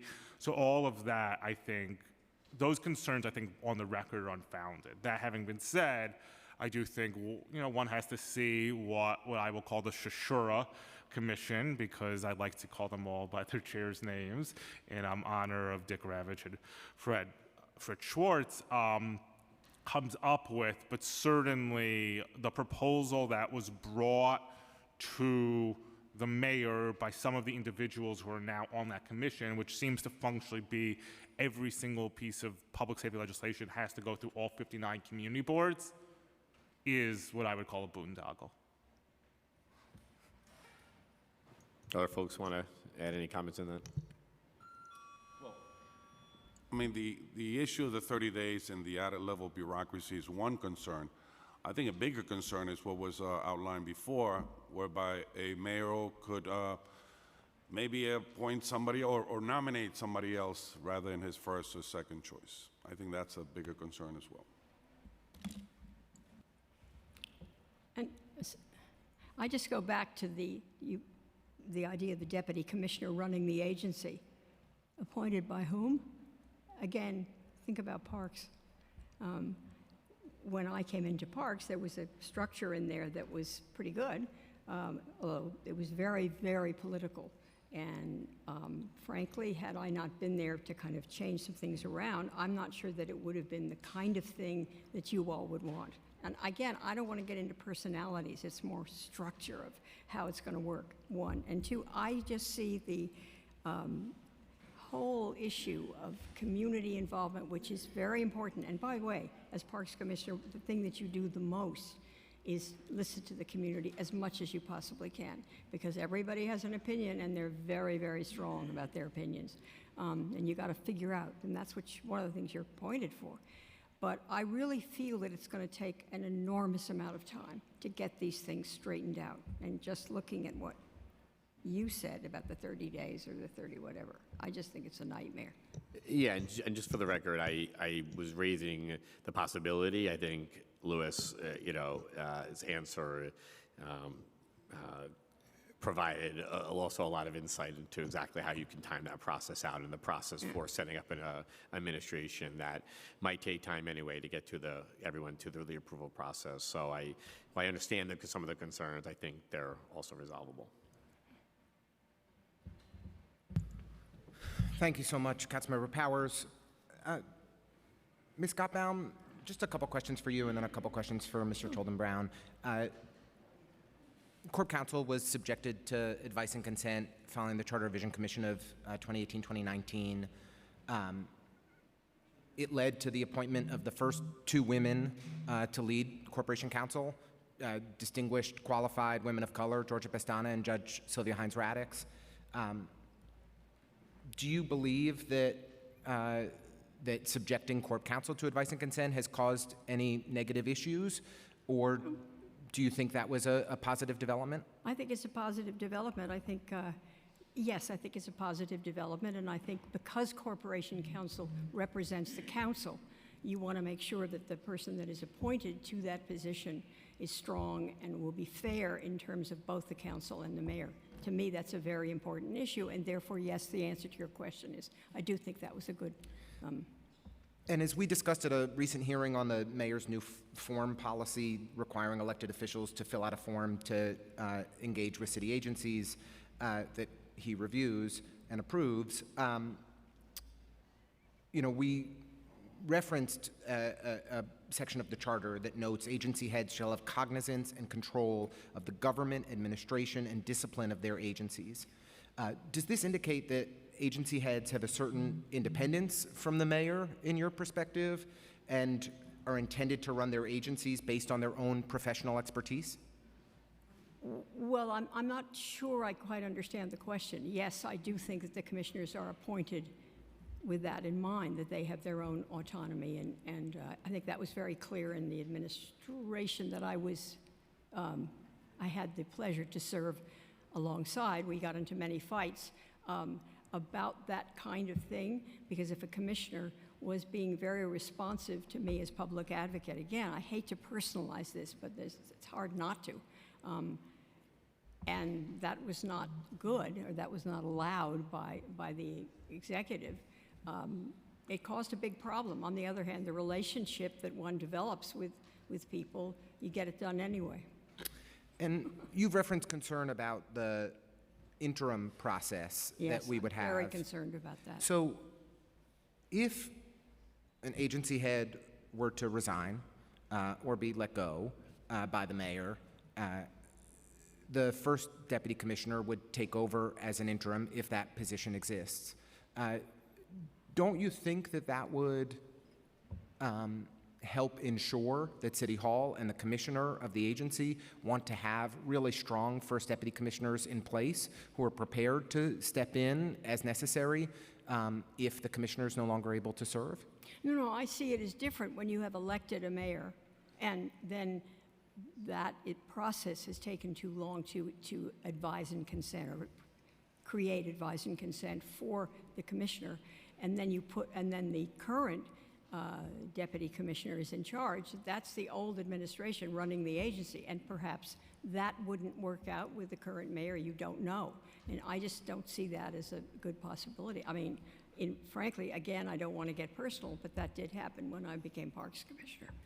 Well, but if the council only has 30 days to review, hold a hearing, and approve an appointment after the council has received an appointment, do you think that process should be streamlined further, that's not adequately? I do. What would you recommend? I would recommend not having, first of all, I would not do it as quickly as it has been done now. I think you need a little bit more time to look into all these things in much more detail.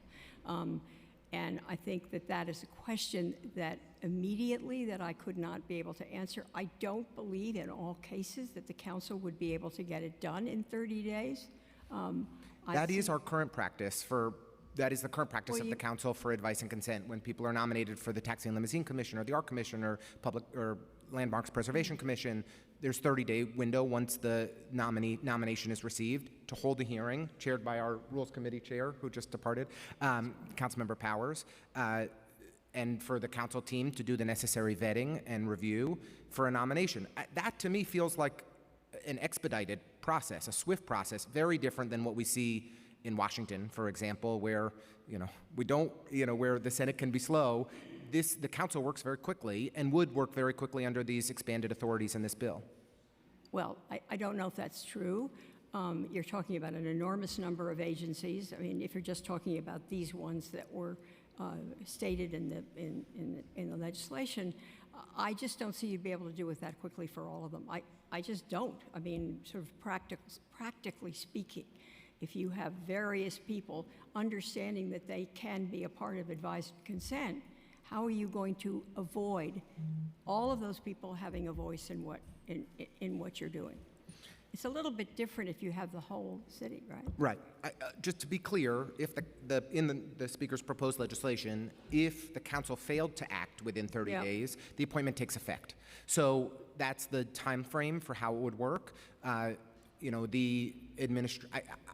Having seen the council's lawyers up close, and their partnership with DOI, I'm confident that this is a process with some expanded capacity that could be done on an aggressive time frame that is laid out in this legislation. But I think we've heard in the testimony today both critiques that it's too fast and that it's too slow. And so maybe for Goldilocks purposes, we got it just right. So I will just ask Mr. Cholden-Brown just a question or two, if that's okay, and then if my colleagues have any further questions. Oh, and I failed to acknowledge my neighbor and friend, Councilmember Krista Hudson.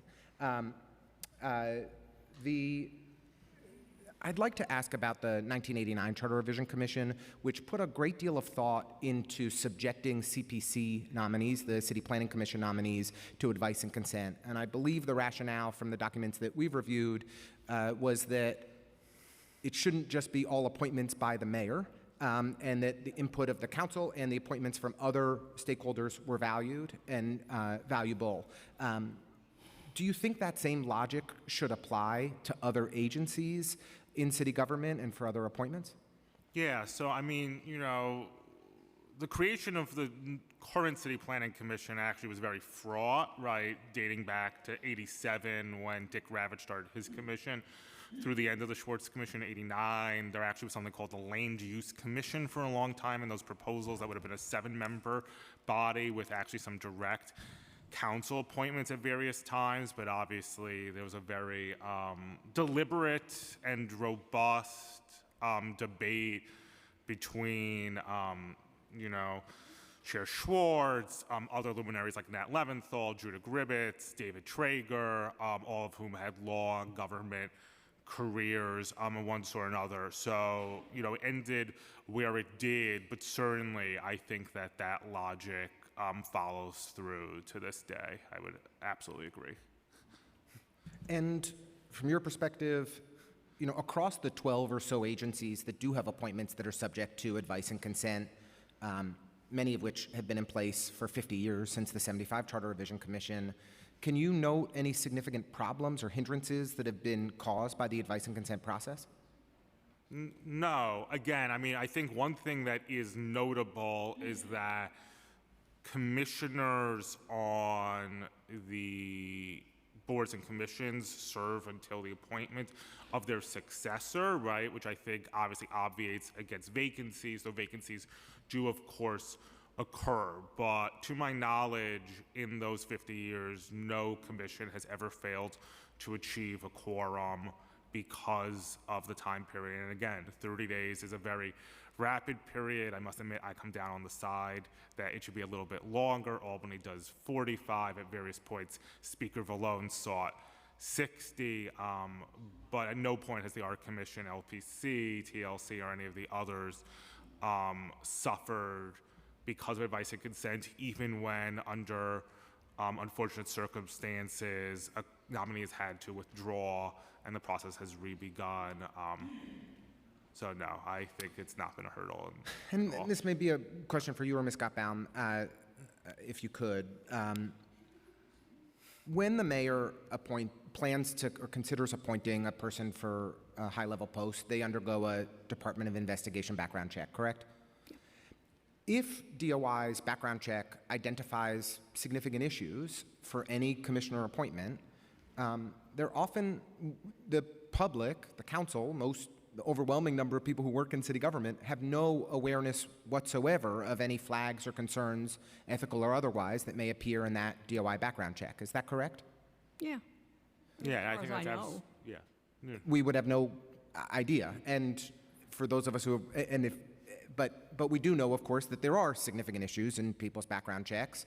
But it's up to the mayor to just make the decision to appoint that person anyway or not. Well, so I mean, I think that the decision to appoint is definitely with the mayor alone. I would note, of course, that in certain circumstances, COIB waivers are required subsequent to appointment, and there is a little bit of additional transparency in that regard. But certainly that does not preclude anyone from taking the post if they're willing to jump through the hoops or forego pay or whatever other contrived process. And if the mayor's not concerned about the ethical issues Right, that were raised in the background check. But if the candidate were subject to advice and consent, could you explain how that would work in the city council process? Well, yeah, I mean, certainly I think that the Appointments and Investigations Unit has a long history of strong collaboration with DOI, as well as doing its own investigations, not only on these appointments, but actually all appointments that are made by the council or by the speaker pursuant to law, museum bylaws, or the other. So, I mean, the council has a very strong record there of identifying things of, nominees have to fill out questionnaires and all, and those things are either placed upon the record if it's deemed appropriate, or private conversations and letters securing people's agreements to either resign from conflicts or otherwise address a potential concern are obtained and shared with the committee as appropriate before a vote is taken. So there's a very robust process that the council engages in those 30 days to make sure that any ethical hurdles are identified and ameliorated. And I just want to ask one more question of you. In reference to comments that were made by Mayor Adams over the weekend, where he said, if my team were to come to me and say, Eric, you should approve the committee chairs of the city council, I will say, no, I will not do that. The speaker needs her chairs to carry out the overall agenda. My chairs are my commissioners. I would not go into the city council and determine who's the public safety chair, who's the housing chair, who's the land use chair, because that is just wrong for me to determine the direction that the speaker of the city council would like to go. I found those comments baffling, and I was wondering, from your experience working in the council, have you experienced this mayor and other mayors weighing in on speakers' races and on specific committee chair personship? There has never been an instance where I have not known that to happen. But I also am going to note that that was a lot of double negatives. Would you mind doing that one in reverse for us? Sorry? Yes. I mean, every mayor has weighed in on the speaker's race, except for Giuliani. He was stuck with Peter Volode, and certainly committee chairs. And I will acknowledge that some speakers, certainly in the 90s, let us say, were responsive to those pressures, including even midway through a term. The other thing I wanted to note, though, quickly is the mayor misconceives how committee chairs are appointed, right? Certainly, the speaker has a very large role in that, but this is a process that the temporary rules committee or the permanent rules committee, depending on the time, participates in, and ultimately the chairs are ratified by the council. For a committee chair to be removed requires a 2/3 vote of the council. It is not a unitary process, and so it actually very much resembles a vice consent process where every member of the council is actually a part of determining who chairs which committee. That's very insightful. Thank you for clarifying that. I do not have any further questions for this panel. We're good? Councilmember Brewer, are you good? No, I have a question. Councilmember Brewer, go for it. Thank you. Oh, and then Palladino, excuse me. I was out, so I did hear Jim Karras point out other cities. They're not as large, but Chicago has the same number of elected in the city council as New York. Smaller city, just as many members of the city council, advice and consent. So my question is, it seems to me that every single time somebody comes within the 30-day period, that it is good to have sunshine on that individual, to see for the public that that individual is qualified. And I know from friends in Chicago that they like the process. So my question to you is, do you think that this process, despite the challenge of the numbers of people that would have to be certified quickly, do you not think all of you being understanding the importance of open meetings law, sunshine on government, do you not think that this would be another example of having that kind of sunshine so that the public knows where their dollars are going for X number of agencies? Chicago, it works. Yes.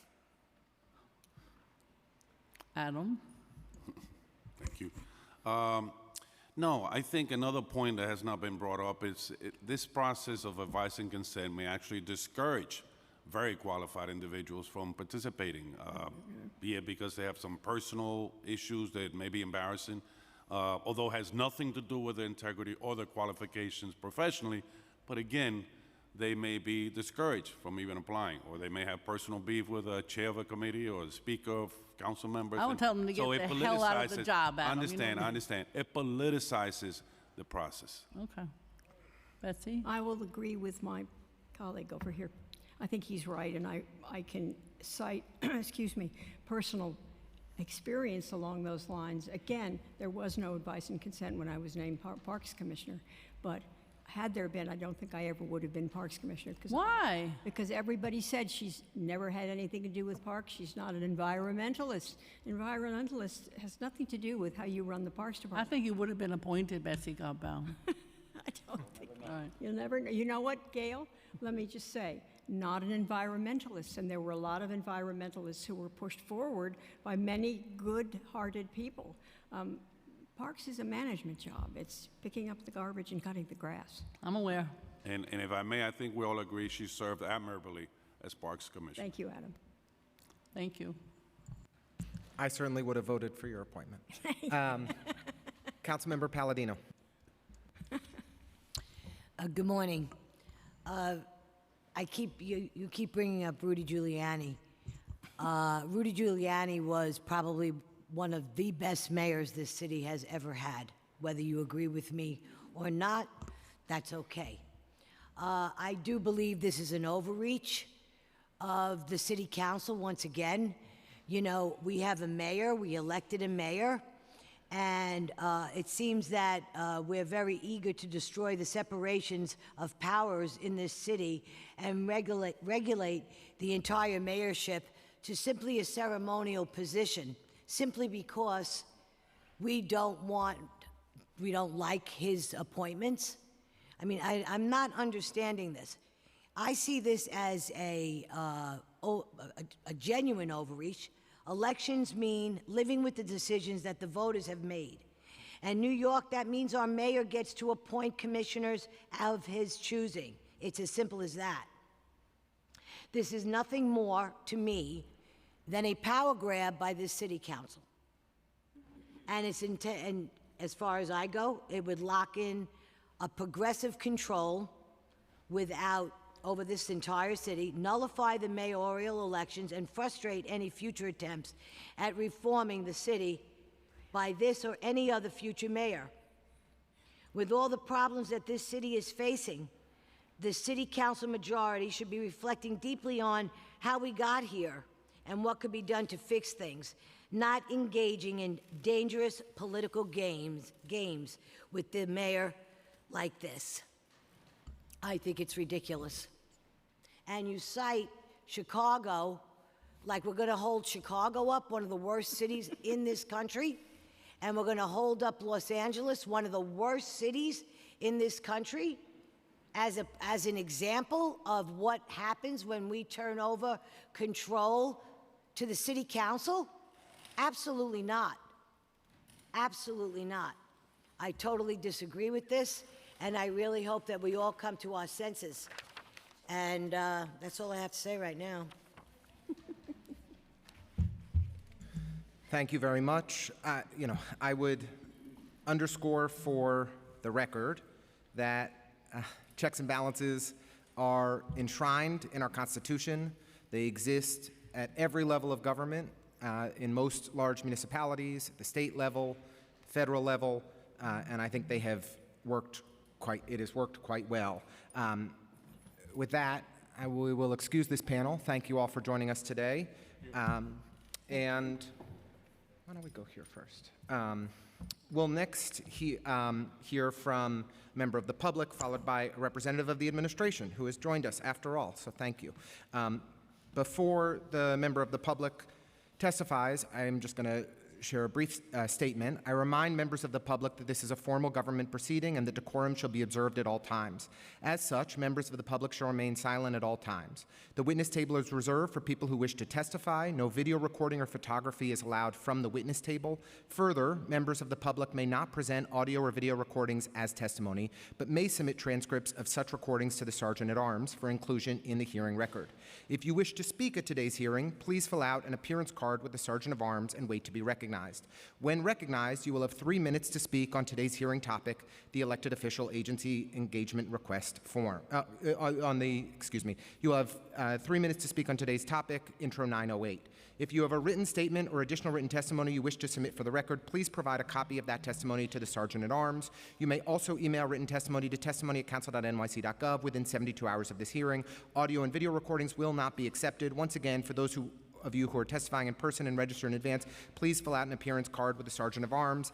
For panelists on Zoom, once your name is called, a member of our staff will unmute you and the Sergeant-at-Arms will give you the go-ahead to begin upon setting the timer. Please wait for the Sergeant to announce you that you may begin before delivering your testimony.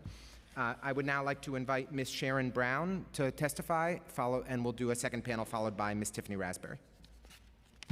Ms. Brown, did we lose her? Okay. She's coming over now.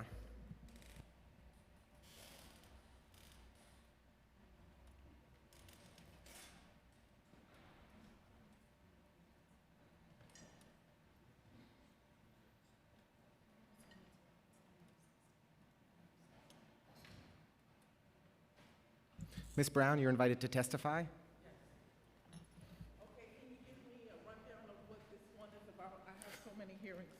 Okay, this one is Intro 908, introduced by our speaker, Ms. Adrienne Adams, and this bill would subject additional appointments of the mayor to advice and consent of the city council. 21 agency heads would be required to be submitted to the council, where we'd hold a vote to ratify their nominations or reject them.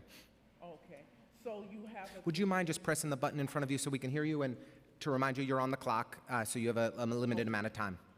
Okay, I believe that they should have a vetting process of 30 days, and when you can find the proper information of a candidate for 30 days, it should be fine.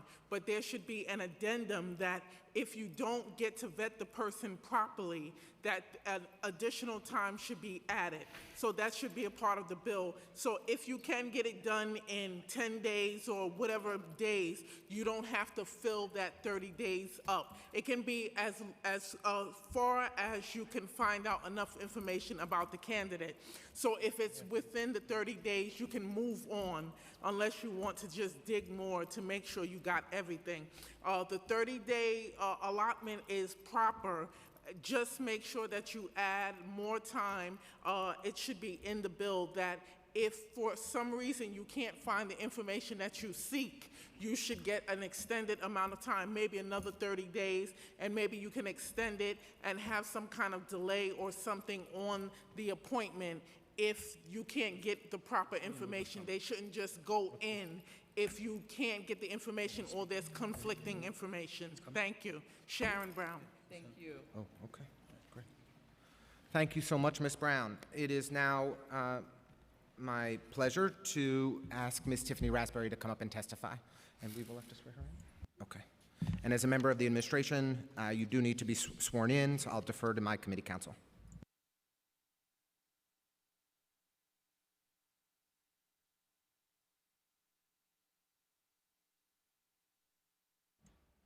Thank you. Would you please raise your right hand? Do you affirm to tell the truth, the whole truth, and nothing but the truth before this committee and respond honestly to council member questions? Thank you. You may begin. If you wouldn't mind just pressing the button so we can hear you. Of course. Thank you very much. You'd think I'd be a pro by now. Good morning, Good to have you back before the Government Operations Committee. Speaker Adams, Chair Ressler, Councilmember Gennaro, Councilmember Brewer. It's a pleasure to sit here before you this morning. While we were never formally invited to participate in the hearing, I want to take an opportunity to address some of the claims that were made today that were said otherwise, specifically from you, Chair Ressler. I will not be taking questions since we were not invited and I did not have time to prepare. For the record, we are opposed to this legislation. We are focused on what New Yorkers care about most: bringing down crime, cleaning up our streets, and improving quality of life. This statement I'm about to read is from the mayor and was supposed to be submitted as written testimony. Again, Speaker Adams, Chair Ressler, and members of the Committee on Governmental Operations, State and Federal Legislation. I am submitting this testimony as mayor of the City of New York to express my concerns regarding Intro 908, which would require the advice and consent of the City Council for 21 city commissioners. As you know, the mayor of New York City has had the sole authority to appoint commissioners and agency heads since 1884, for 140 years, and for good reason. In March of 1884, then Governor Grover Cleveland signed a bill into law placing the responsibility to appoint agency heads solely with the mayor. Governor Cleveland issued a signing statement emphasizing that the principles of good government required this change because New Yorkers are best served by vesting the power of appointment only in the mayor, who is elected by all the people in the municipality, quote, not by dividing or sharing that power with legislators who are, quote, responsible only to their constituents and their respective districts, end quote. Governor Cleveland further wrote, if the chief executive of the city is to be held responsible for its order and good government, he should not be hampered by any interference with his selection of subordinate administrative officers, and the plea should never be heard that a bad nomination had been made because it was only one that could secure confirmation. The real world impacts this legislation, if enacted, would have on every New Yorker across the 5 boroughs would be vast. And once you think about the proposal, you are quick to conclude that it would undoubtedly be bad for New Yorkers. Any uncertainty or delaying in appointing agency leadership creates a real possibility for harm from delay of delivery of services, from emergency management to senior services to healthcare continuity, to garbage collection and construction safety. This bill risks diminishing the city's ability to manage and respond to the service needs that we hear all from the public every day. Right now, we regularly experience significant delays in scheduling confirmation hearings for the relatively small number of nominees to even be considered by the council. As we have seen many times, major events have challenged the city such that the administrative political delays could have major negative impact on delivery of service and confidence of New Yorkers in their government. You only need to look back to the prior administration when the health commissioner resigned in the midst of the fight against COVID. Imagine taking several weeks or months to find a new commissioner to take their place, and the impacts of that vacuum on leadership and what it might have had to the staff of the agency or New Yorkers at large. On top of those risks, the politicization of the appointments process can only have many harmful implications for New York City's professional governance. While the city is able to attract some of the best talent to lead our agencies, there are significant sacrifices that those individuals make in order to serve New Yorkers, whether that is in the form of salary or work-life balance. Adding the uncertainty and potential for public spectacle of an advise and consent process to the list of sacrifices would seriously hamper the city's ability to attract and retain good talent. We have a clear example of how this process can be corrupted by politics when we look to our nation's capital and see a process where it is weaponized and politicized to score cheap political points, and that is a disservice to the American people. This legislation, we believe, would have the same impact on New Yorkers. And the mayor wanted me to add that he believes that it would be unconscionable for him to interfere in the speaker's process to decide on committee chairs and leadership of this body. Prior to 1884, the city experimented with a system where the city's legislators, known as the Board of Aldermen, confirmed the mayor's appointments. To put it plainly, the system proved to be bad government primarily because it induced a lack of accountability. Where there is no one clearly in charge and therefore no one who can clearly shoulder the blame, New Yorkers lose faith in government. This is precisely why the alderman system of confirming mayoral appointees was abandoned. In short, it was tried and failed, and the city moved decisively away from it in order to bring more accountability to city government and services. The mayor's power to appoint agency heads has remained intact since 1884. In fact, multiple charter review commissions have reinforced that this mayoral authority is critical to the mayor's ability to govern and to the people's ability to hold the mayor accountable at the polls. In 1975, for example, the commission found, quote, "It is the mayor whom the public holds accountable for city programs and services. With this responsibility must come authority to select those individuals who are to carry out executive policy. The role of city legislative bodies should be to evaluate and report on performance of the mayor's appointees," end quote. There are only 2 exceptions in all of New York City government for which the City Council has advice and consent for non-board or commission agency head of appointments, for the Commissioner of the Department of Investigations and the Corporation Council. The Charter Commissions for those, the Charter Commission said that those exceptions were made because of the very unique nature of those positions. The DOI Commissioner is responsible for conducting investigations citywide, including as directed by the mayor or the council. Additionally, the council's recent Charter Commission distinguished the position of the Corporation Council because that position represents not just city agencies, but also the City Council and Comptroller. As such, for those 2 positions, exceptions were made in recognition of the uniqueness of the post. Lastly, the council already has significant checks on the mayor's powers, including budget, land use, and oversight. The council regularly holds oversight hearings, approves budgets, and legislates reporting requirements from city agencies. If there are ever shortcomings from any of those agencies, the council then holds those who have been appointed to do those jobs accountable. If for whatever reason the council feels that information they are seeking is not being produced, they also have the authority to subpoena the administration to compel us to comply or face legal sanctions by court. In other words, oversight from the council already exists. Expanding that oversight to having final say on the mayor's choice of who they want to lead agencies to carry out policies that New Yorkers that city voters elected them to carry out would be a disservice to New Yorkers for the reasons outlined throughout this testimony.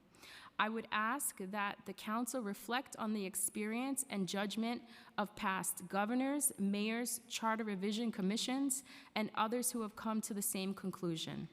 This proposal is misguided. I urge you to reject this proposal if brought to a vote. I thank you for the opportunity to share my concerns with Intro 908. I know that both the administration and council have a shared commitment to good governance that is both reflective and responsive to the needs of all New Yorkers, one that is rooted in accountability and transparency to ensure public trust and advance the public good. Thank you. Ms. Raspberry would like to ask you to take questions since you're here before us today. I'm not prepared to take questions, but I want The administration will not engage in good faith on this legislation? I think that if you had formally invited us, as I mentioned at the beginning, we would When have was been your office contacted more- about this hearing? We read about it online on Thursday evening when it was noticed, and on Friday, my staff reached out to the Speaker's office, and we had a conversation with the staff where we explicitly asked if there was an expectation for us to testify at this hearing, and we were told that there was not. And so you sent a series of casual messages which were shared to me by my Director of City Legislative Affairs, but at no time did we receive, in the traditional way in which the administration is invited to testify to hearings, a formal invitation to testify at The this hearing. administration is not required to receive a formal invitation to testify. The hearing was noticed on Thursday. I contacted the city Legislative Affairs Director contacted me on Thursday afternoon, and I asked who was testifying from the administration. At that time, we were advised that a representative from the Law Department may be coming before us. On Friday, the Director of Legislative Affairs to the Council was in communication with the Office of Legislative Affairs, inviting the administration to testify. You all have chosen not to come here and engage in good faith on this issue. I believe that I'm familiar with the exchange you had with I just my wanted to clarify it on the director, record. And he shared with me that you all were exchanging those messages in jest. And so now that we understand that you didn't take it that way, we'll be sure to make sure that anything that is shared in jest in a collegial manner, that we specify that that is the case. I want to be clear. I don't generally engage in really private text appreciate messages on the you- record, but you I did. really appreciate you allowing me this opportunity I- to read the I mayor's have to say, testimony, I think it's and very I hope that disappointing. you have a great rest of the day. I think it's Thank you so very much, Speaker disappointing, Ms. Adams. Raspberry, that you would come here and not engage in good faith and answer questions on legislation. Thank you. And especially when the testimony that you shared had some significant inaccuracies. I will offer Speaker Adams the opportunity for a statement while Ms. Raspberry is still here. Thank you very much. This, to me, illustrates a contempt for this council, which we have all witnessed with great clarity. Thank you, Mr. Chair. Thank you, Madam Speaker. And I'd like to just inform on the record that Ingrid Lewis Martin informed the Chief of Staff to the Speaker, was informed of this hearing by the Chief of Staff to the Speaker. The Mayor's senior advisor was informed by the Chief of Staff to the Speaker about this hearing. So there was multiple levels of communication with this administration requesting that they come and testify today, and their disdain and contempt for the council is noted on the record. I'd like to make a statement, but I will first offer the opportunity to Councilmember Gennaro. Thank you, Mr. Chair. I wish to be associated with the Speaker's remarks, and you're going to make a statement. I just feel compelled to put on the record that the characterizations that were made in the statement by the administration, I'm just reading from a little note that I made here. There was a characterization that it's like we, the council exists to score cheap political points. I don't see how those kind of comments can be put into a statement that is attributed to the mayor and put on the record here in this formal hearing. And if that doesn't amount to disrespect and hubris, I don't know what does. And with regard to the accuracy of the statement, there was a, and I'm not blaming Tiffany for this. She was giving something to read and she read it. That the mayor, it was attributed that he would never interfere in trying to have an impact on the council leadership, but everybody in New York City who's attuned to politics, on any level, understands that that is exactly what the mayor tried to do. Not the first mayor to try to do that, but he had his own desire of whom he wished to see as speaker. He did not win that contest, or whatever you want to call it. And so I just want to point out the factual inaccuracy and the hypocrisy of that part of the statement. Thank you, Mr. Chairman. Thank you very much, Councilmember Gennaro. I will just offer my closing remarks. I am incredibly disappointed with the cowardice that has been displayed by the mayor and his administration today. Their inaccurate statements on the record and their refusal to take questions from this council is gravely disappointing. And this legislation proposed by our speaker would advance good governance in New York City, building on the success that we've had in a narrow manner with advice and consent, and on the broad application that advice and consent has had at the state and federal levels and with other large municipalities across the country, it establishes the critical accountability and oversight role of the council. And frankly, the display by the mayor's representative today underscores why the expansion of advice and consent authority is so urgently needed. I am very disappointed that an on-the-record statement from the mayor would be given that was clearly inaccurate, where they indicated that the mayor would never interfere on committee chairs. He interfered in our speaker's race a number of years ago, advocating for an alternative candidate, and pushed aggressively for specific people to get committee chair positions in this council. So that is wrong. It is just plain inaccurate. And I'd like to just clarify that if we were in a state of emergency, if an emergency declaration were declared, then of course the mayor could potentially expedite or use those emergency powers to advance an appointment process as necessary. The mayor also has the authority to work with agency heads to ensure that there are qualified, capable, competent, ethical people in first deputy commissioner positions to take over city agencies when a vacancy occurs.